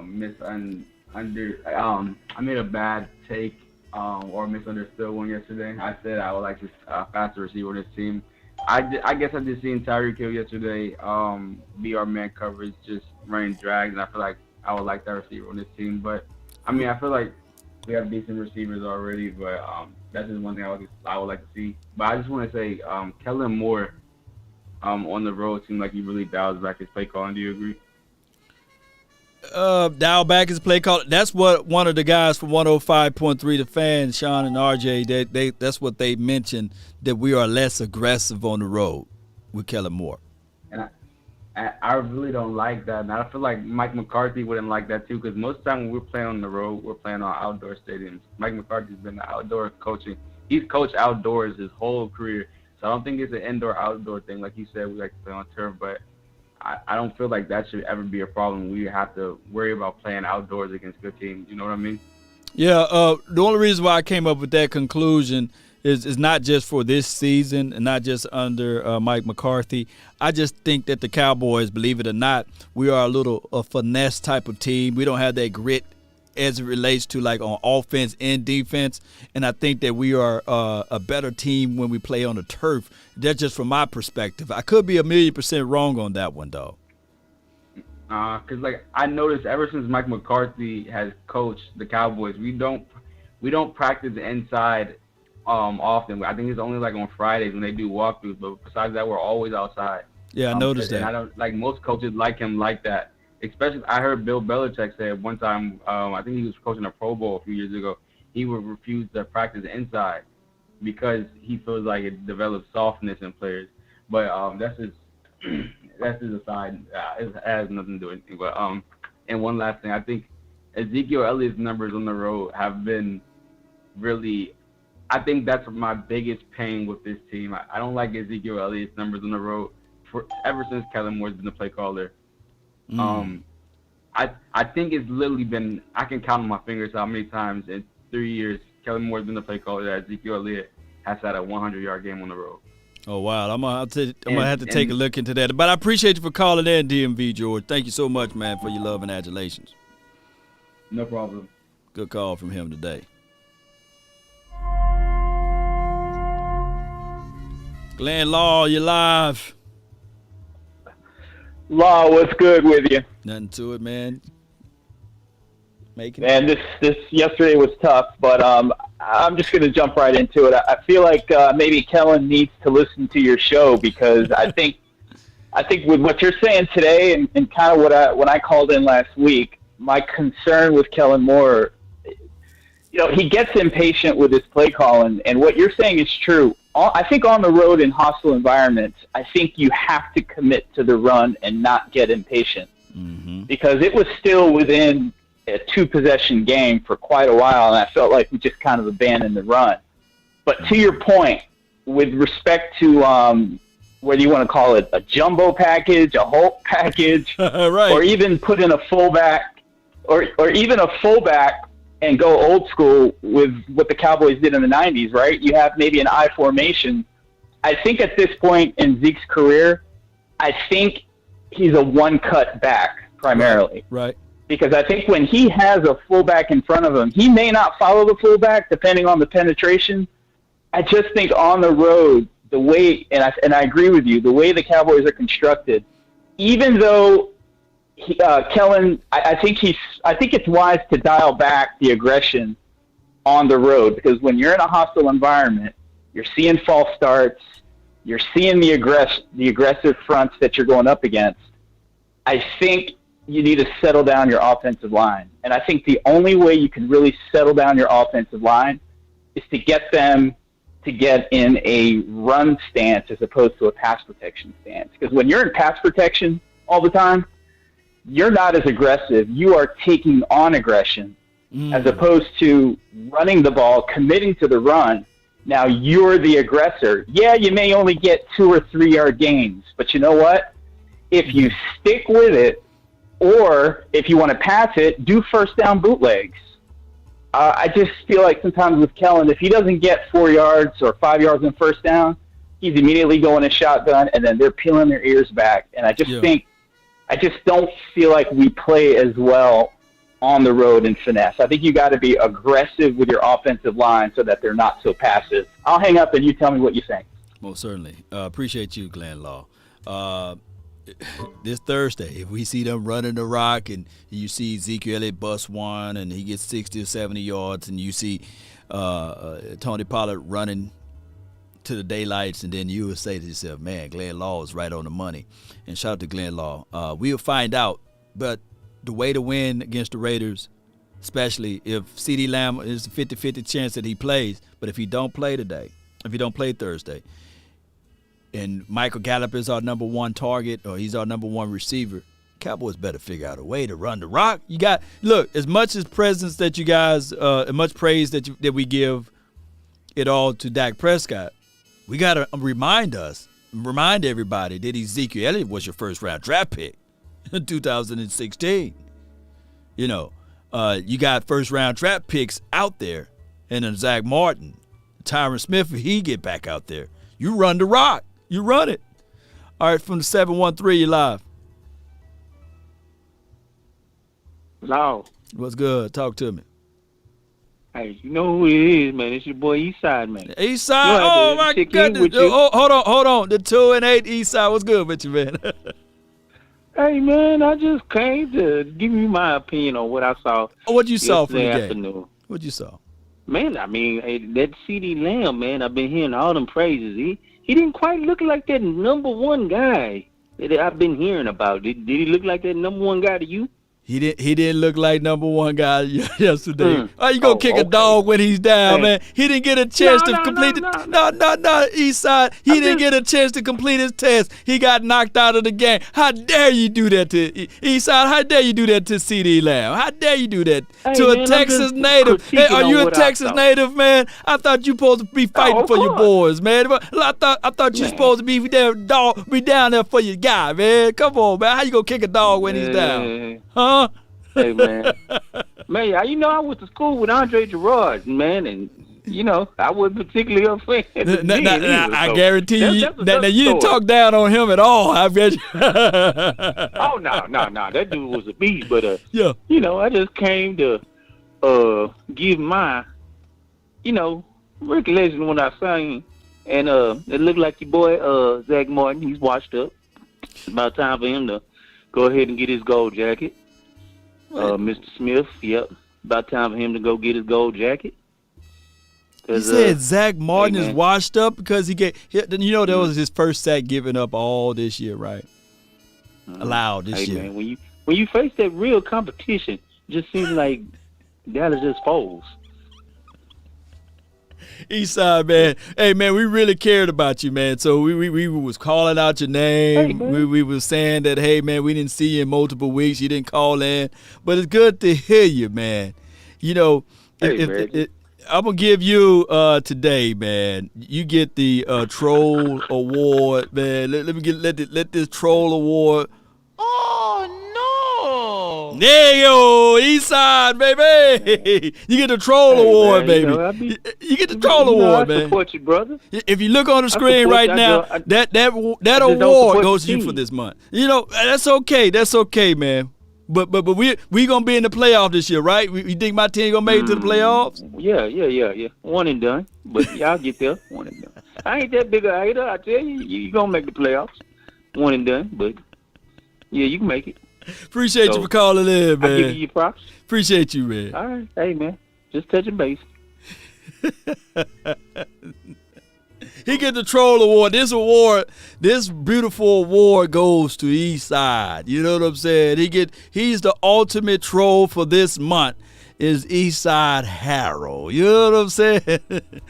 Anytime you call in and your team is 2-8 and you still have noise to talk, I cannot believe it. I cannot believe it. All right, we got Charles, man. You in charge over here, man. 281, you live. Oh, you got me programmed. I appreciate that, my man. Yeah. Yeah, I'm a lot calmer than I was last night. I put out a video last night, just ranting and raving. But fact is, man, it was disappointing because we win that game. You know, it shows that we could beat a championship team on the road. That team's been in the Super Bowl last 2 years, championship game last 3. And we would be number 1 seed solo because Arizona has 2 conference losses. We would have had 1 AFC, 1 NFC loss. But, yeah, it was before you go into that, how many more games we got left in the season? What are we now? 7-3, so we got 7. So, I mean, we still are up for the number 1 seed, of course. If Tampa wins tonight, we're back to 4. But, you know, there's still a lot more games to play. But it just, you know, we play the game forward. We understand it backward. You know, maybe if Dak hits Gallup on that first play of the game, you know, Gallup, when he's a big strider, when he gets going, he gets going. You know, maybe that changes the whole complexity of the game. You know, but he just missed him. You know, and just things like, you know, getting that strip sack before halftime was big. You know, getting us back in the game. Get minimum 3 points out of that minimum. You cannot get the ball back, you know, inside Kansas City territory. Interception was just bad. Dak should have called timeout himself. You know, I see Rodgers and all these other guys call timeouts on their own. Dak should have done the same damn thing, you know. Call a timeout, 3rd and 1, 25 seconds left, you still got 1 left, you know, and devise a play, you know. We got to have a short memory. We got to beat the Raiders. I don't think Lamb will play, but our defense, like I said, the way they're looking better and better, man. I think we can hold them to 10. You know, we can hold them to 10, 17 max, and Dak just needs to find a way to win the game. I don't care if we win it by 1. I don't care if it's 18-17. You know, all we got to do is win this game to be 8-3 and go to New Orleans healthy. Because we'll go to New Orleans with Cooper and Lamb back, and we might have Greg and Tank back from New Orleans. You never know. Never know, man. But appreciate you so much for calling in, Charles. Let everybody know where to find and follow you. Charles in charge, Cowboy Sports Report, everybody. Just check out my videos and please subscribe. I would be very, very thankful about that. So thank you, Law. No doubt, man. Appreciate you, man. Good night. Good night to you. Hey, I got Juan Hondo. You know, he in the house, man. 100 grand, you live. Listen, man, we're going to get back, man. It's a get-right game. Thanksgiving, get prepared, man. We're going to eat good, man. Feasting good, huh? I'm telling you right now, it's going to be a blowout, man. We're going to be a blowout. Blowout Thanksgiving. Yeah. I'm telling you right now. You see what we did when we lost last time? Right. That's the identity of this football team. We lost and we lost bad. It's like we got, even though it wasn't a bad loss, they feel like they got disrespected. Mm-hmm. Now the quality of our team is we bounce back.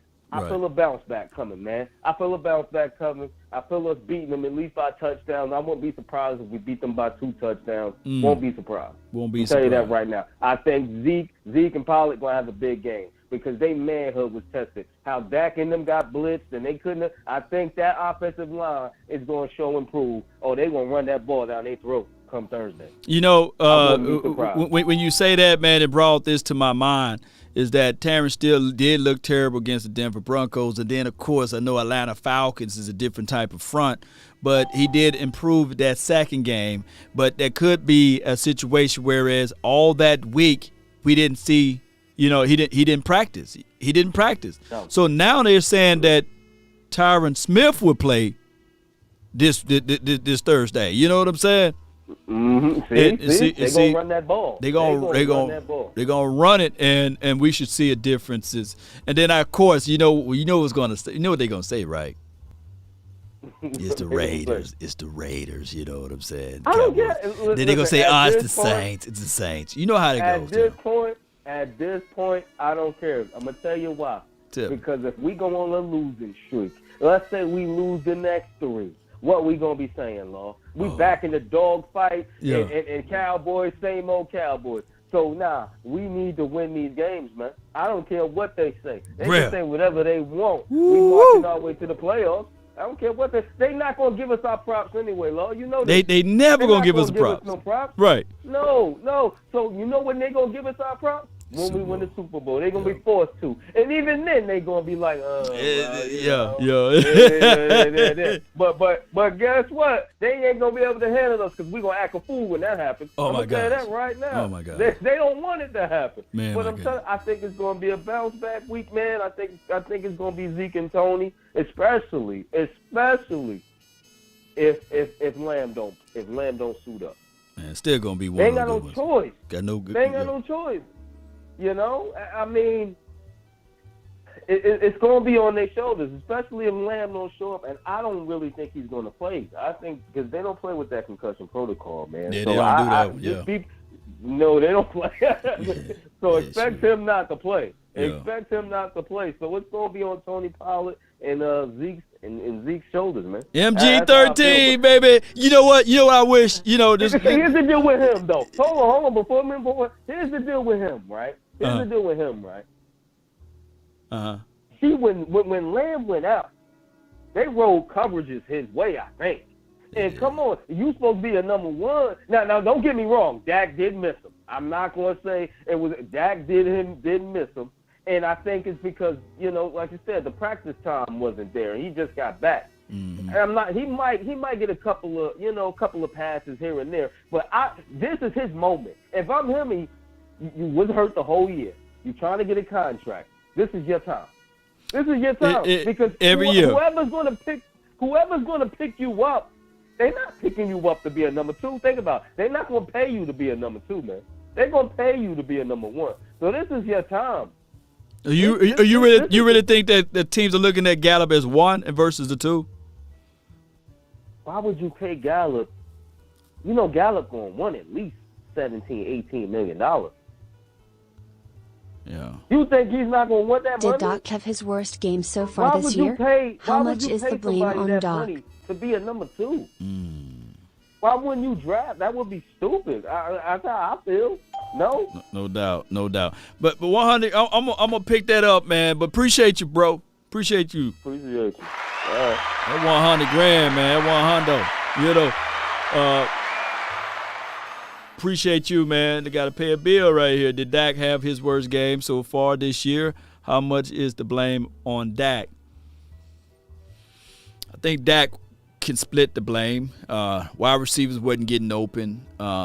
Quarterback had a lot of pressure in his face. He had 5 sacks. So we can talk about the execution of the game plan, but collectively the team didn't play well at all. But if you want to give percentages on the blame of the Dak quarterback, you can. All right, let's see what we have here. Let me go to 301. Girl, what you doing, girl? She just snuck up in here. You live. 301, you live. Hey, what's up, Law? Nothing to it, man. Talk to me. Look, bro, I think Cowboy fans sometimes we get a little. We think the world is ending with a loss. It's a 17-game season. The O-line did not play well.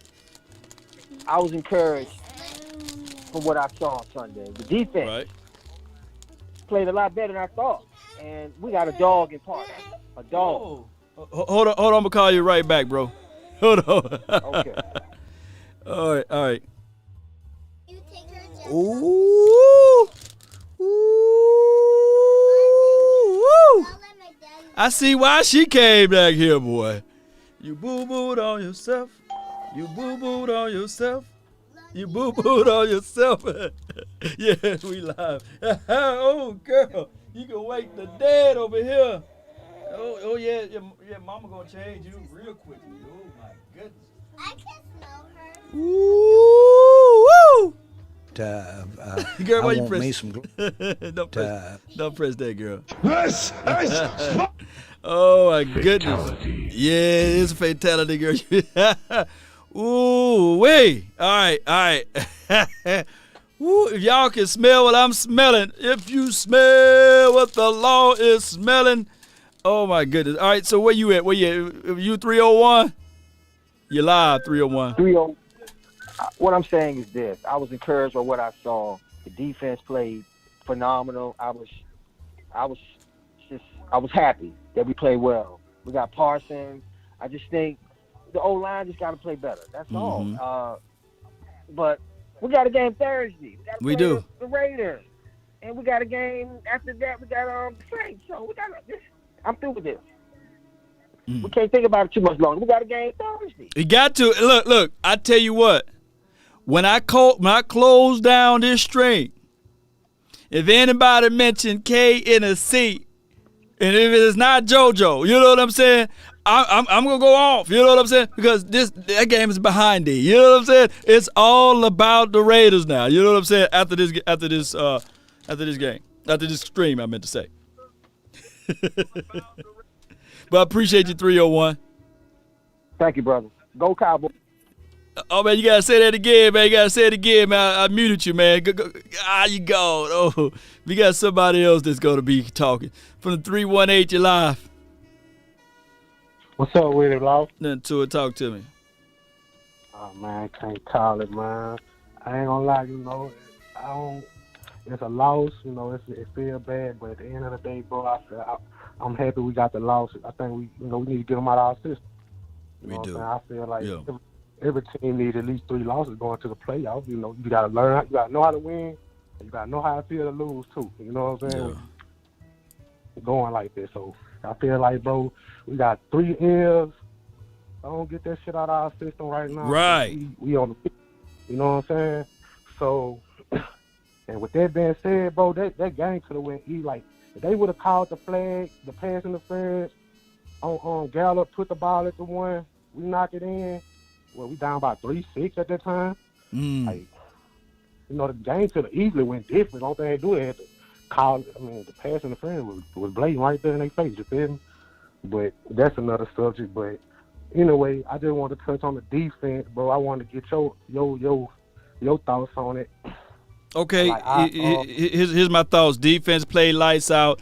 I like what they did. They held them down to 19 points. I get it. We can't win them all. I had the Cowboys going 13-4 for the season. So we only going to lose one more game. And then when we lose more than 4 games, then I would get mad. But outside of that, man, offense need to step it up and be up. But we got to look at it from the facts that we didn't play full strength at offensive line. And our wide receivers played. The stage was too bright for them on the road. So they wasn't ready. Dak Prescott didn't have his best performance. But it's not – see, people want – look, this is the thing that a lot of people want. A lot of people want for us to win yesterday so they can walk out with their chests out and say, okay, we're going to the Super Bowl and we're going to win the Super Bowl because we just beat the Chiefs. But we can still do it. We can still do it. Remember in 2007, I hate to bring them up, the Giants – they lost to the New England Patriots, right? Right. And we lost to them in the playoffs. And we lost to yep. So you see how that thing go? When the playoff, people fail to realize playoff is a whole different atmosphere. So all you trying to do is get there. You're just trying to get to the playoff. It's not about beating the team in the regular season. Right. But I appreciate you for calling in, fam. I got one more question. Go ahead. Before I get out, I'm gonna let you answer.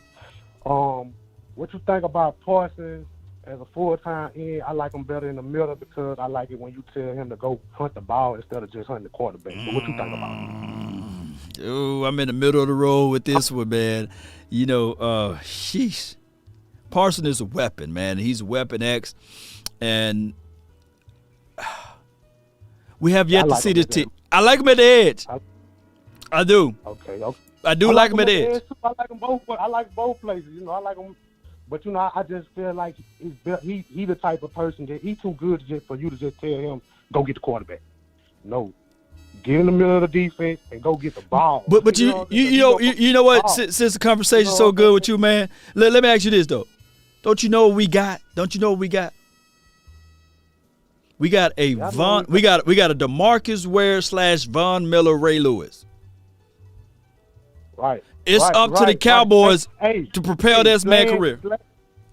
Slade's a motherfucking what's his name? Bobby Wagner too. You know, Slash Bobby Wagner. Slash David White. You know what I'm saying? So hey, I love that boy. No doubt, man. Appreciate you for calling in, fam. All right. Go Cowboys. That boy from Shreveport. Shreveport.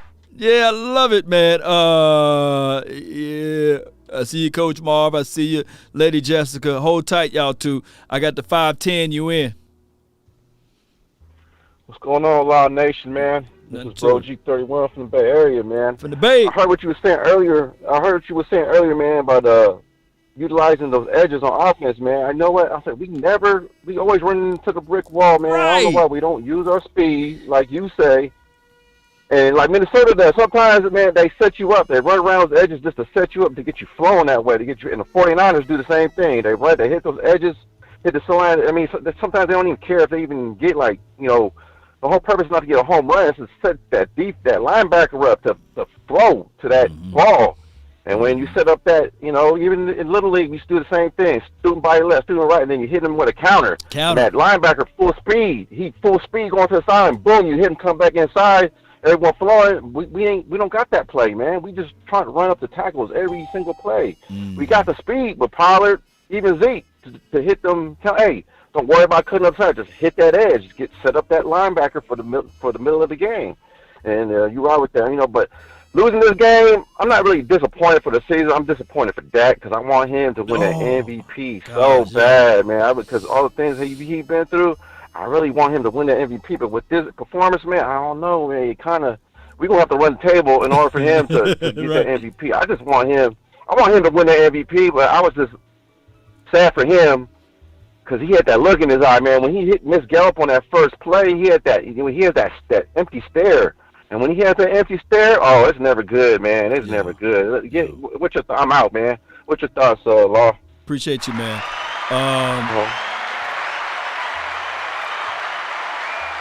If anybody could tell you, man, when we did the round table and the final word, both of my thoughts were exactly the same. I really wanted this game for Dak Prescott. Oh my goodness. And to just God dog it, man. God dog it for Amari Cooper not to be out there, Tyron Smith not to be out there.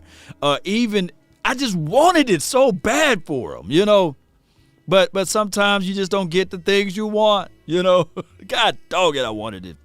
I wanted him, like I tell people all the time, and y'all been following my page for a long time, that I would want to play a team at their full strength, and I want us to play at our full strength. Right? Oh, I wanted that so bad. There's no way that you guys can sit here and say that was Dak Prescott. 9 points out there. Come on, man. Come on, let's be real with it, Cowboy Nation. God dog, I wanted that game for Dak Prescott. Win, lose, or draw, I just wanted them to play and compete. But not what we just exhibited and exuded out there yesterday. I'm not mad at Dak Prescott, nor am I mad at his coaching staff, but it just happened this way. That's just how it all happened. But I come here to tell you, you don't win the Super Bowl in November anyhow, right?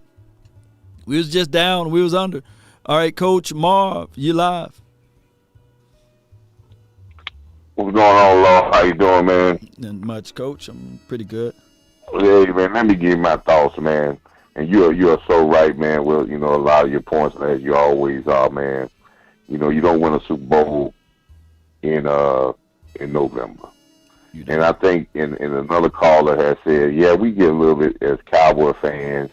And, as you said, we want to go out and pump our chests out and say, yeah, we won the game. We don't want nobody talking trash about us and saying, oh, man, y'all ain't win the game. But this is not – that's our fairness, man. And they don't think these guys that don't want to win. Mm-hmm. And, I hear all the pundits today about, well, Dak, he didn't have a game and he came for a big game. Let's look at it. And I always say this. Teams win big games. Mm-hmm. Individual players don't win big games. Right. Pat Mahomes didn't have a great game himself. He didn't. But but we look at Pat Mahomes, who won the game. You know, let's look at the 3 losses that the Cowboys had. Okay, game 1, Dak had an outstanding game. Throw for throw against Tom Brady. We lost. This game we scored 9 points, but the fact is that we lost. This is not on Dak Prescott. Right. This is on. We have teams win games, and I think sometimes we get caught up in thinking, you know, it's all on the quarterback. And I talked to you at halftime, right? And I don't think a lot of fans understand this. The Cowboys have a great offense, right? Right? Right. But we are not a fast break offense. Get them. That don't mean that you're not a great offense. If you know, if it's equated to football, to basketball and baseball.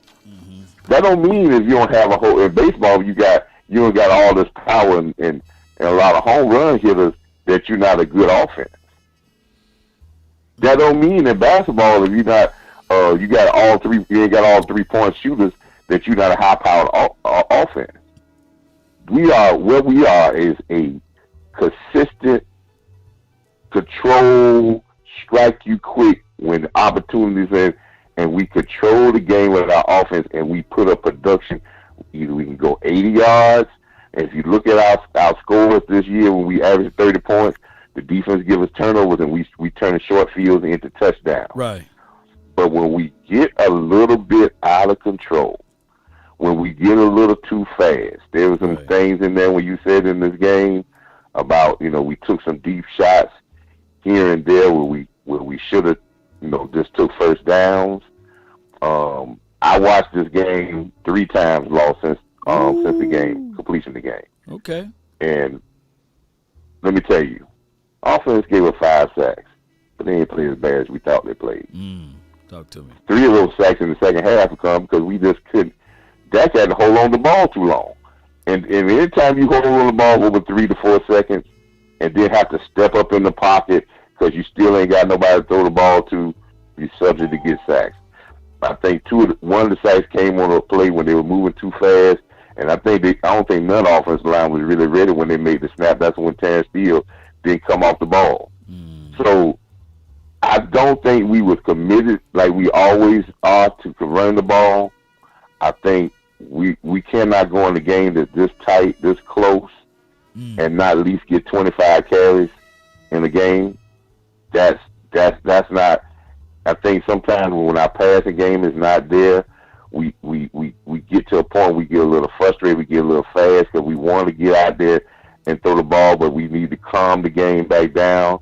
And 3 yards on a run is not bad. I think they may have tackled us maybe twice in the game for a loss.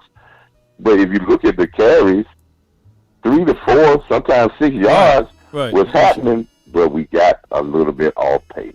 Off pace, man. You speaking the truth. Yeah. Cow fans, we have to calm down. I think this is a learning experience for either our players and our coaching staff. Coach, to your point, Tony Pollard averaged 7.1 yards per carry, and Ezekiel Elliott averaged 3.6. I like to do this right quick. My brother, he's a diehard 49er fan, and he like to say this as well. What's 3 times 3? 9. You mean to tell me you can't? That's first down because you can lean to get the 1. So even at that, if you just run the rock, I know it's not pretty. I was talking to this older gentleman before. He told me this story, and I'm gonna tell you guys the PG-13 one. You know, and it was when I was young. You know, we all know what we try to do when we young. But he pulled me to the side and he said there was these 2 bulls having a conversation. I know you probably know this one, Coach Marv. And these 2 bulls were having a conversation. One was old, one was young. They were sitting at the top of the hill. And the young bull turned to the old bull and said, "Hey, let's run down this hill," because there's a lot of cattle, you know, at the bottom of this hill. And Coach Marv, the young bull turned to the old bull and said, "Let's run down that hill and kiss." one of those cattle. You know what I'm saying? I'm using the PG-13. You know. It was about 100 of them down there. And the young bull said, yeah, let's run down there and kiss one of them. But the old bull turned to the young bull and said, nah, young bull. Let's walk down this hill and kiss all of them. And all of them. That's it. And that, you're so right with you. Listen, I think, let's think about the 3 losses. Mm-hmm. We went out, the game plan with the Tampa Bay. We threw the ball all around the yard. Mm-hmm. Defense did not play as well as we thought. Right. So we say, okay, offense played great. Defense didn't hold their bargain by stopping the plays and coming through when they need to come through. Well, we lost a game this past Sunday where the offense didn't come through. You're going to have these type of games. Mm-hmm. That don't mean we're a bad football team.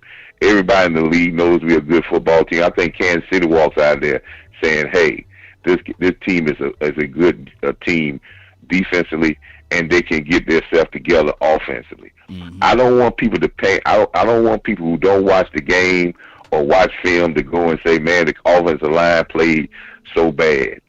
They didn't. Steele didn't play as bad as we thought he played. Steele, matter of fact, Steele is getting better at left tackle every week. But this is the thing with what we have is the continuity is not there, and sometimes we got a little rushed, and we rushed ourselves. And we did exactly what I wanted Kansas City to do. Mm-hmm. Kansas City didn't throw the ball deep not one time in that game because they were doing that, and they felt rushed in the previous games. But now they have come back to say we don't have to rush ourselves because we have enough talent. Mm-hmm. Not to rush ourselves. We want you to rush yourself. Mm-hmm. And I think, yes, we got some injuries going on right now, but let's hold the fort, Cowboy fans. Time is getting, this team is growing. We are a bad football, and I mean bad in a good way, football team. We just got to hold back. Let's don't get so wrapped up in the pundits out there that want to destroy Dak and talk about he can't win the big game. Listen, he beat New England, and I would say right now New England is probably the best team in the AFC. Whew. Big fact. Because New England got the best defense in the AFC, and listen, they can run the football, and I don't see them losing no games no time soon. Right. And they done won 6 in a row. So they've been on fire. Yeah. That's what, and listen, and they shutting people out. And they didn't have a good offensive game this Thursday night. But you know what they did? The defense won the game and shut people out. They rallied. Let's understand that we've got to control the ball. We're going to have to be a little bit more patient. And let's get back into it. Michael Parsons, I want to say the one thing about Michael Parsons. Okay, Coach. Outstanding defensive end. I understand you say you're in the middle of the road with that. I still say Michael Parsons should be there on third down and in places, because when you bring back Gregory and you bring back D-Law, I would say this: if you look at this game, Armstrong got a lot of pressure. I could imagine with Gregory at his pace he was going, what he would have done on yesterday.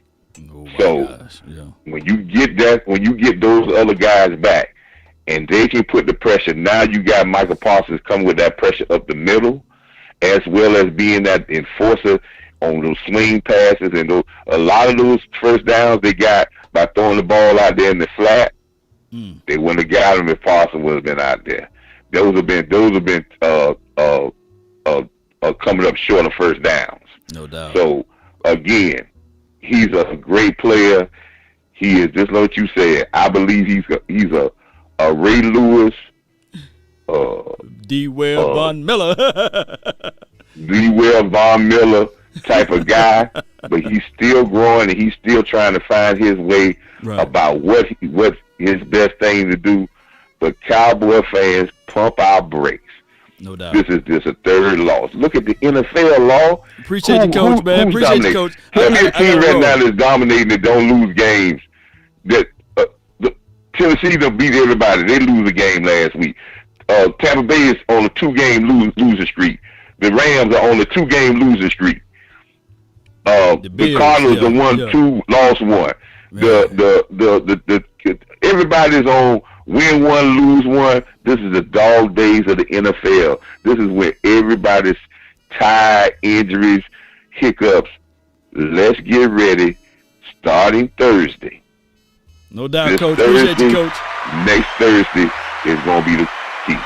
No doubt, Coach. Appreciate you, Coach Mar. I had to cut you off, but I appreciate you, man. Oh, my goodness, man. Good conversation. All right. Hey, I got the kids rumbling, and I absolutely got to go. So what we going to do, because I'm going to lock this room. The conference has been locked.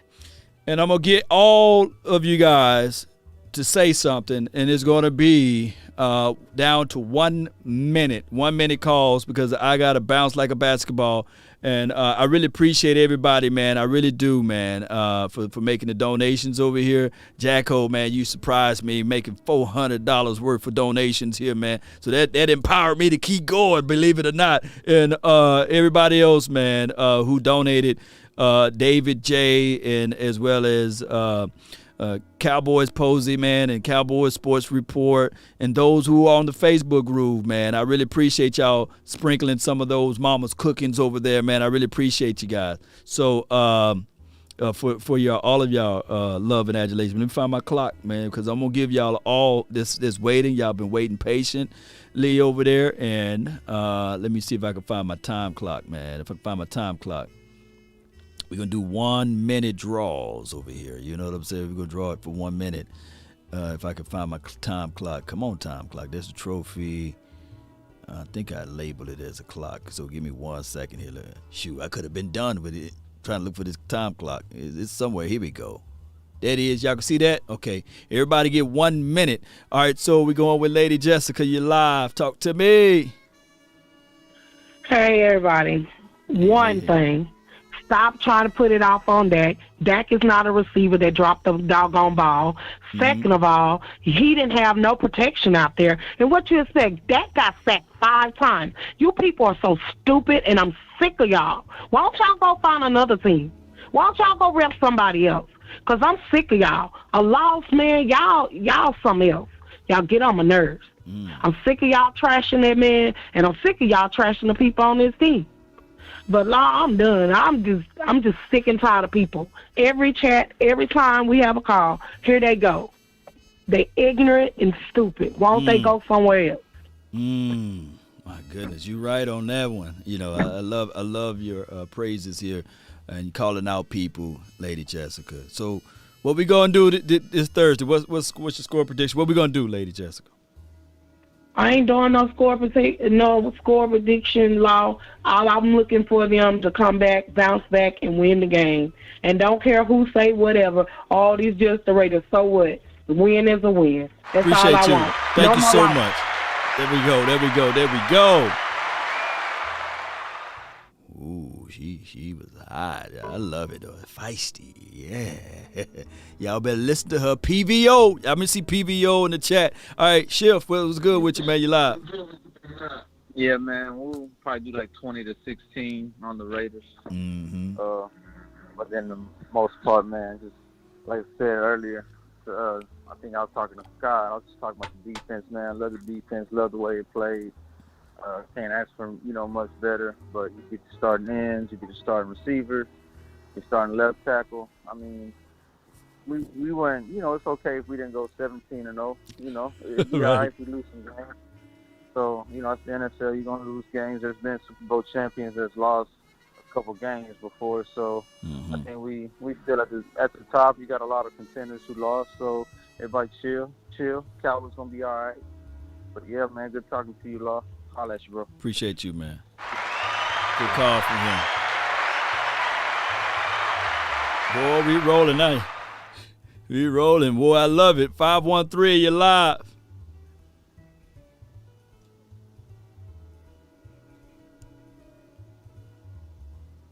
Hello? Yeah, you live. Oh, okay. I didn't even know you. I ain't hear the 513, but first of all, I want to say thank you, Law, for putting out the good content, man, Appreciate and always keeping it real. But since I only got a minute and I can't say everything I want to say, I just want to say, Cowboys Nation, chill out, man. Yeah.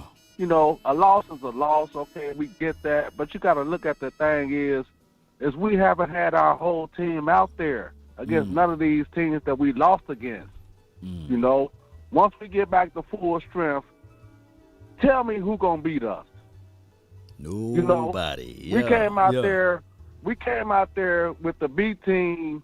I wouldn't even say B team. I'd say C team receiver group going against the defense that was hungry and was trying to prove a point, and they did, but they didn't do it against our best.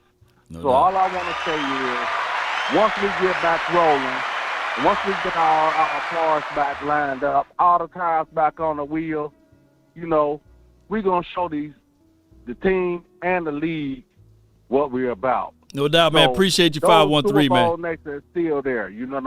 Yeah, appreciate you, man. 510. Well, 510, you in. Did I already get you one time before? Yeah, but you can get me again, man. Get 1 minute, man. Go with it. Go with it. 1 minute. Letty Jessica, man. No one's trying to knock Dak. We love Dak.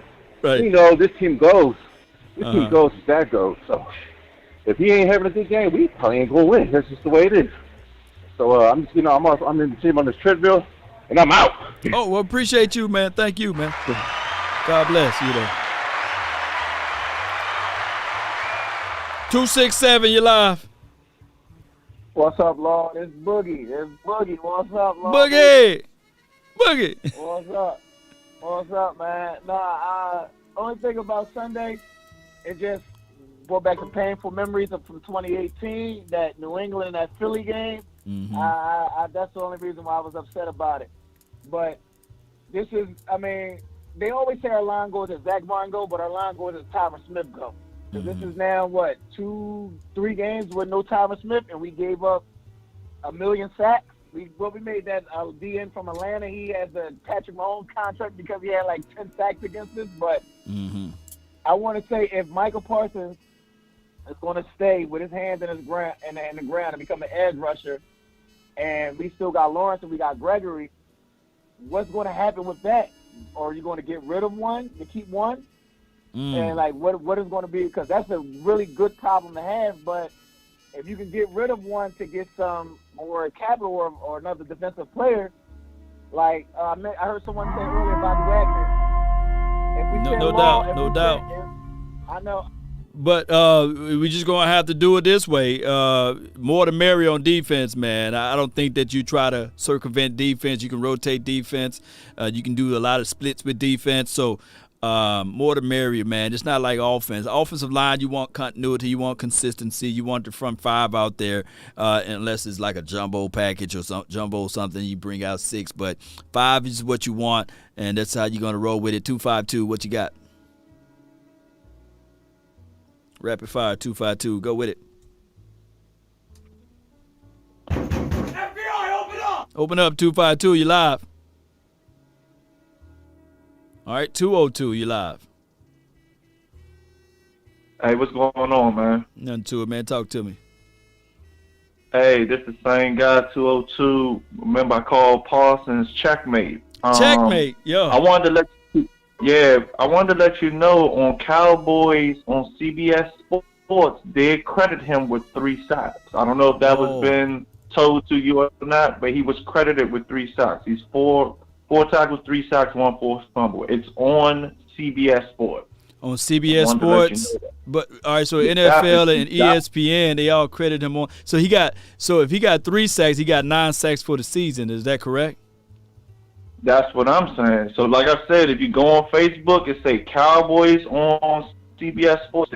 He's player of the game, and it brings it up right there. But to get to it right real quick, don't go crazy over AFC losses. I never trip over AFC losses. Lose games in the conference, that's the ones that I get worried about because of get scenarios and things of that nature.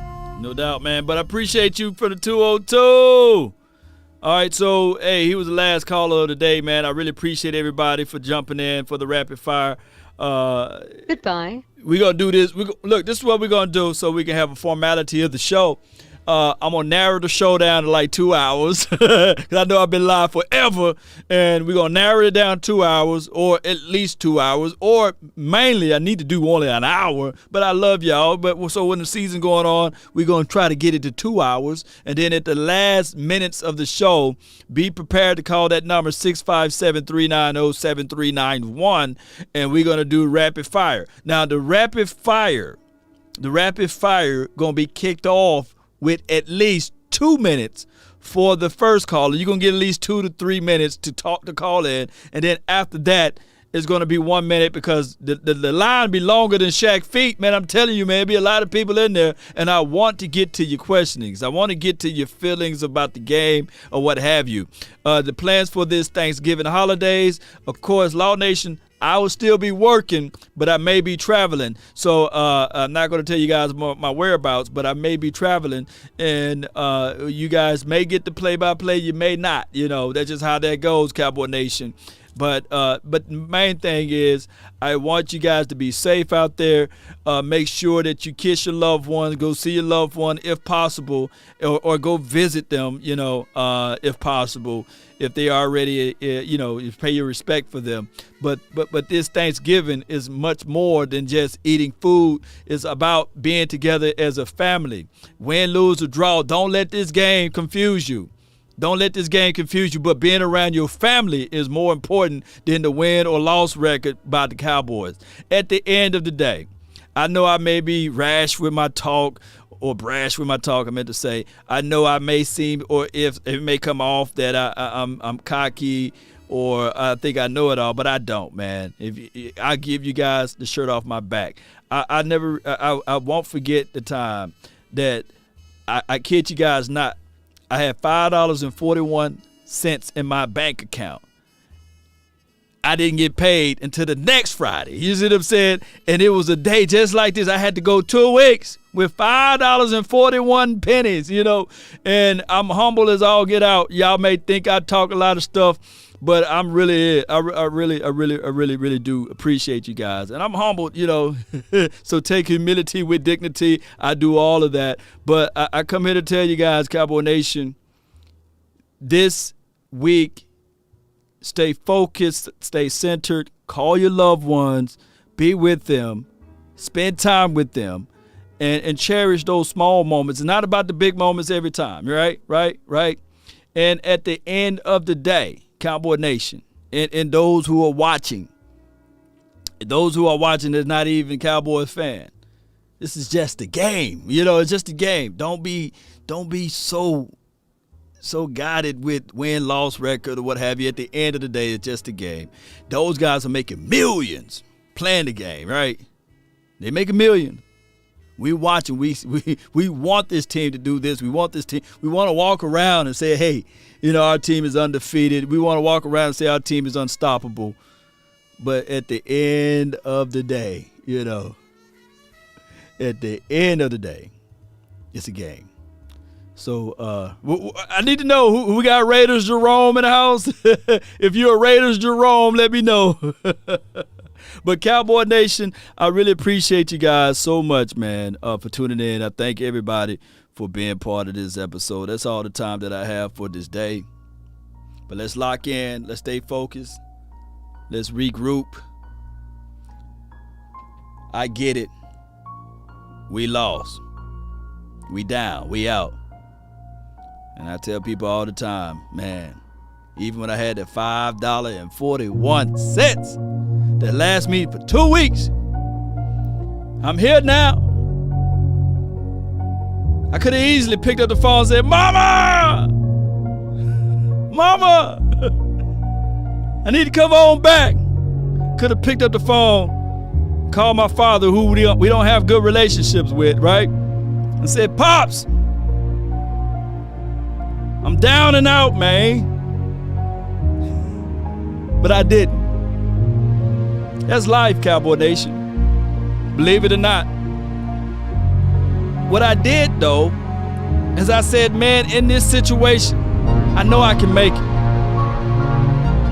I may not have a roof over my head, but I got a car that can move, right? I can get back and forth to work. Believe it or not, even in my struggles, Cowboy Nation, people will pull me to the side and say they wish they were me. I was sleeping out of my car. Didn't know where the next meal was coming from, but I knew I had to get to work. But when I pulled in that motivational tape, Les Brown had a part in that series. He said, man, if you fall, try to land on your back. Because, baby, if you can look up, you can get up. And every time I lifted my eyes, I looked up and I said, man, I can get up. And now I come here to tell you guys, Cowboys are losing during that time, too. It seemed like the world was caving in. Everybody was pointing at you. Boy, Tony Romo, it was during that time Tony Romo was fresh. Oh, I remember it like yesterday. But I kept fighting. Kept fighting. So if you want a thing bad enough to go out there and fight for it, to work day and night for it, to give up your time and your peace and your sleep for it, if all of your desires of it makes you quite mad enough that you don't get tired of it, and it makes you hold all other things tardy and cheap for it, if life itself seems empty and useless without it, and all that you scheme and dream is about it, if you'll gladly go out there and sweat for it and fret for it and plan for it, and lose all terror of God or man for it, if you will simply, just simply go after the thing you want with all of your capacity, and strength and scarcity with faith, hope, and confidence, and stern pertinacity if need of cold poverty or famish or fame, or $5.41 to your name. If dogging and grim and beseed and beset it with the help of Almighty Cowboy Nation, you will get it. That's been my time. I really thank you all for yours. And remember, you're listening to nothing but the best. Let's go. Let's go, Cowboy Nation. Somebody right now needed that message. Somebody right now, man, sleeping out of their car watching this message, believe it or not. Nowadays, nothing really excites me. Only one of me and nobody's like me. Phone ringing and I Let's tell go, them Cowboy Nation. I got wifey on blinking she. We got this. Free photo, please, no photos. No, G's, no, please, no photos. Man up, baby. Hit the door and the dome and just whole team here might need some. Come on. Still young, but I move like a Veteran. new deal to my lawyer. If it down in my management, Now I'm it's just rolling time. up a way till I old producer saw the numbers one. Different colors in my baggy light. Chalk it up. Ready. Talk of the town when you're talking up. Wanna get you a ring and you tough enough. Wanna get you new things when your pockets Come on, down. Nation. Run it up. I used to be quiet and out of luck. Now I move up and move humble cause the hate and the jealousy. My mama telling me count up your blessings and run it up. Nowadays nothing really excites me. Only one of me and nobody's like me. Phone ringing and I tell them it's I got wifey on Keep blinking going. she. Shout out to you, Gina. Free photo, please, no photos. No, G's, no, please. Kid in the no shark photos. right there, I keep yeah. giving game away. Oh. I put game on layaway. Shout out to you, Jay I got First. paid to play today. Appreciate I you, get paid to Burnett. stay away. Scott I get paid on Simpson. rainy days. I might make it rain today. J. I got paid on pay Jacko. Thought it take the pain away. In my own lane, finger roll. Posey, I would never sell yeah. my only soul. Cowboy Heard your whole Sports team Report. was for sale. Heard it's on the market for the low. Yeah. Who the realest, we might never know. All I this see you, acting, you Kid gon' play Derek. a role. Give you the world when they sign you Sadiq with up. Charles, Try you appreciate out you. and then they line you up. Oh. Now you're looking hungry, ribs are touching, need some Come on. food. Now you're all on live acting surprised, but you was fooled. Yeah. Boy, get out the way, it's been Nick, a day, now you're appreciate you Now you so got much. the pen and pad, you're trying to take my moves. Yeah. Nowadays, nothing really excites me. Only one go. of me and nobody's like me. Phone ringing and I tell them it's I got Come on, wifey on Cowboy blinking Nation. she. Freeze, photo. Look at that helmet. Look at that Please, no star. photos. Yeah. The kids love the nation, baby. No photos. Yeah. Nowadays, Let's go. nothing really excites me. Only one of me and Let's go, nobody's Cowboy like me. Nation. Phone ringing and I tell them it's Shout out to Cowboys Experience. Freeze, photo, please, no Yeah. photos. G's, no, please, no photos. Keep grinding. That's been my time. I really thank you all for yours.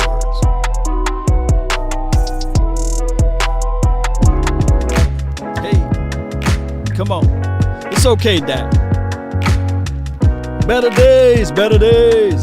Got me thinking about better days. Yeah.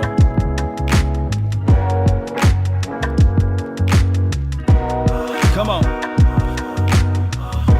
What we tell them? Yeah. Take a drag of my cigarette. Breathe me out, breathe you in. All the haters, just lean forward right here. Here you go. Go to your room. We out, baby. Take a bite of my burger, babe. Save a last bite for you. and you. For you. Don't let the street lights hit you all alone. You know it's dangerous to go alone. Don't let the street lights hit you. Look at Lisa. I see you, Lisa. She came out to the event. Hope all is well. Bye-bye, everybody. We up out of here.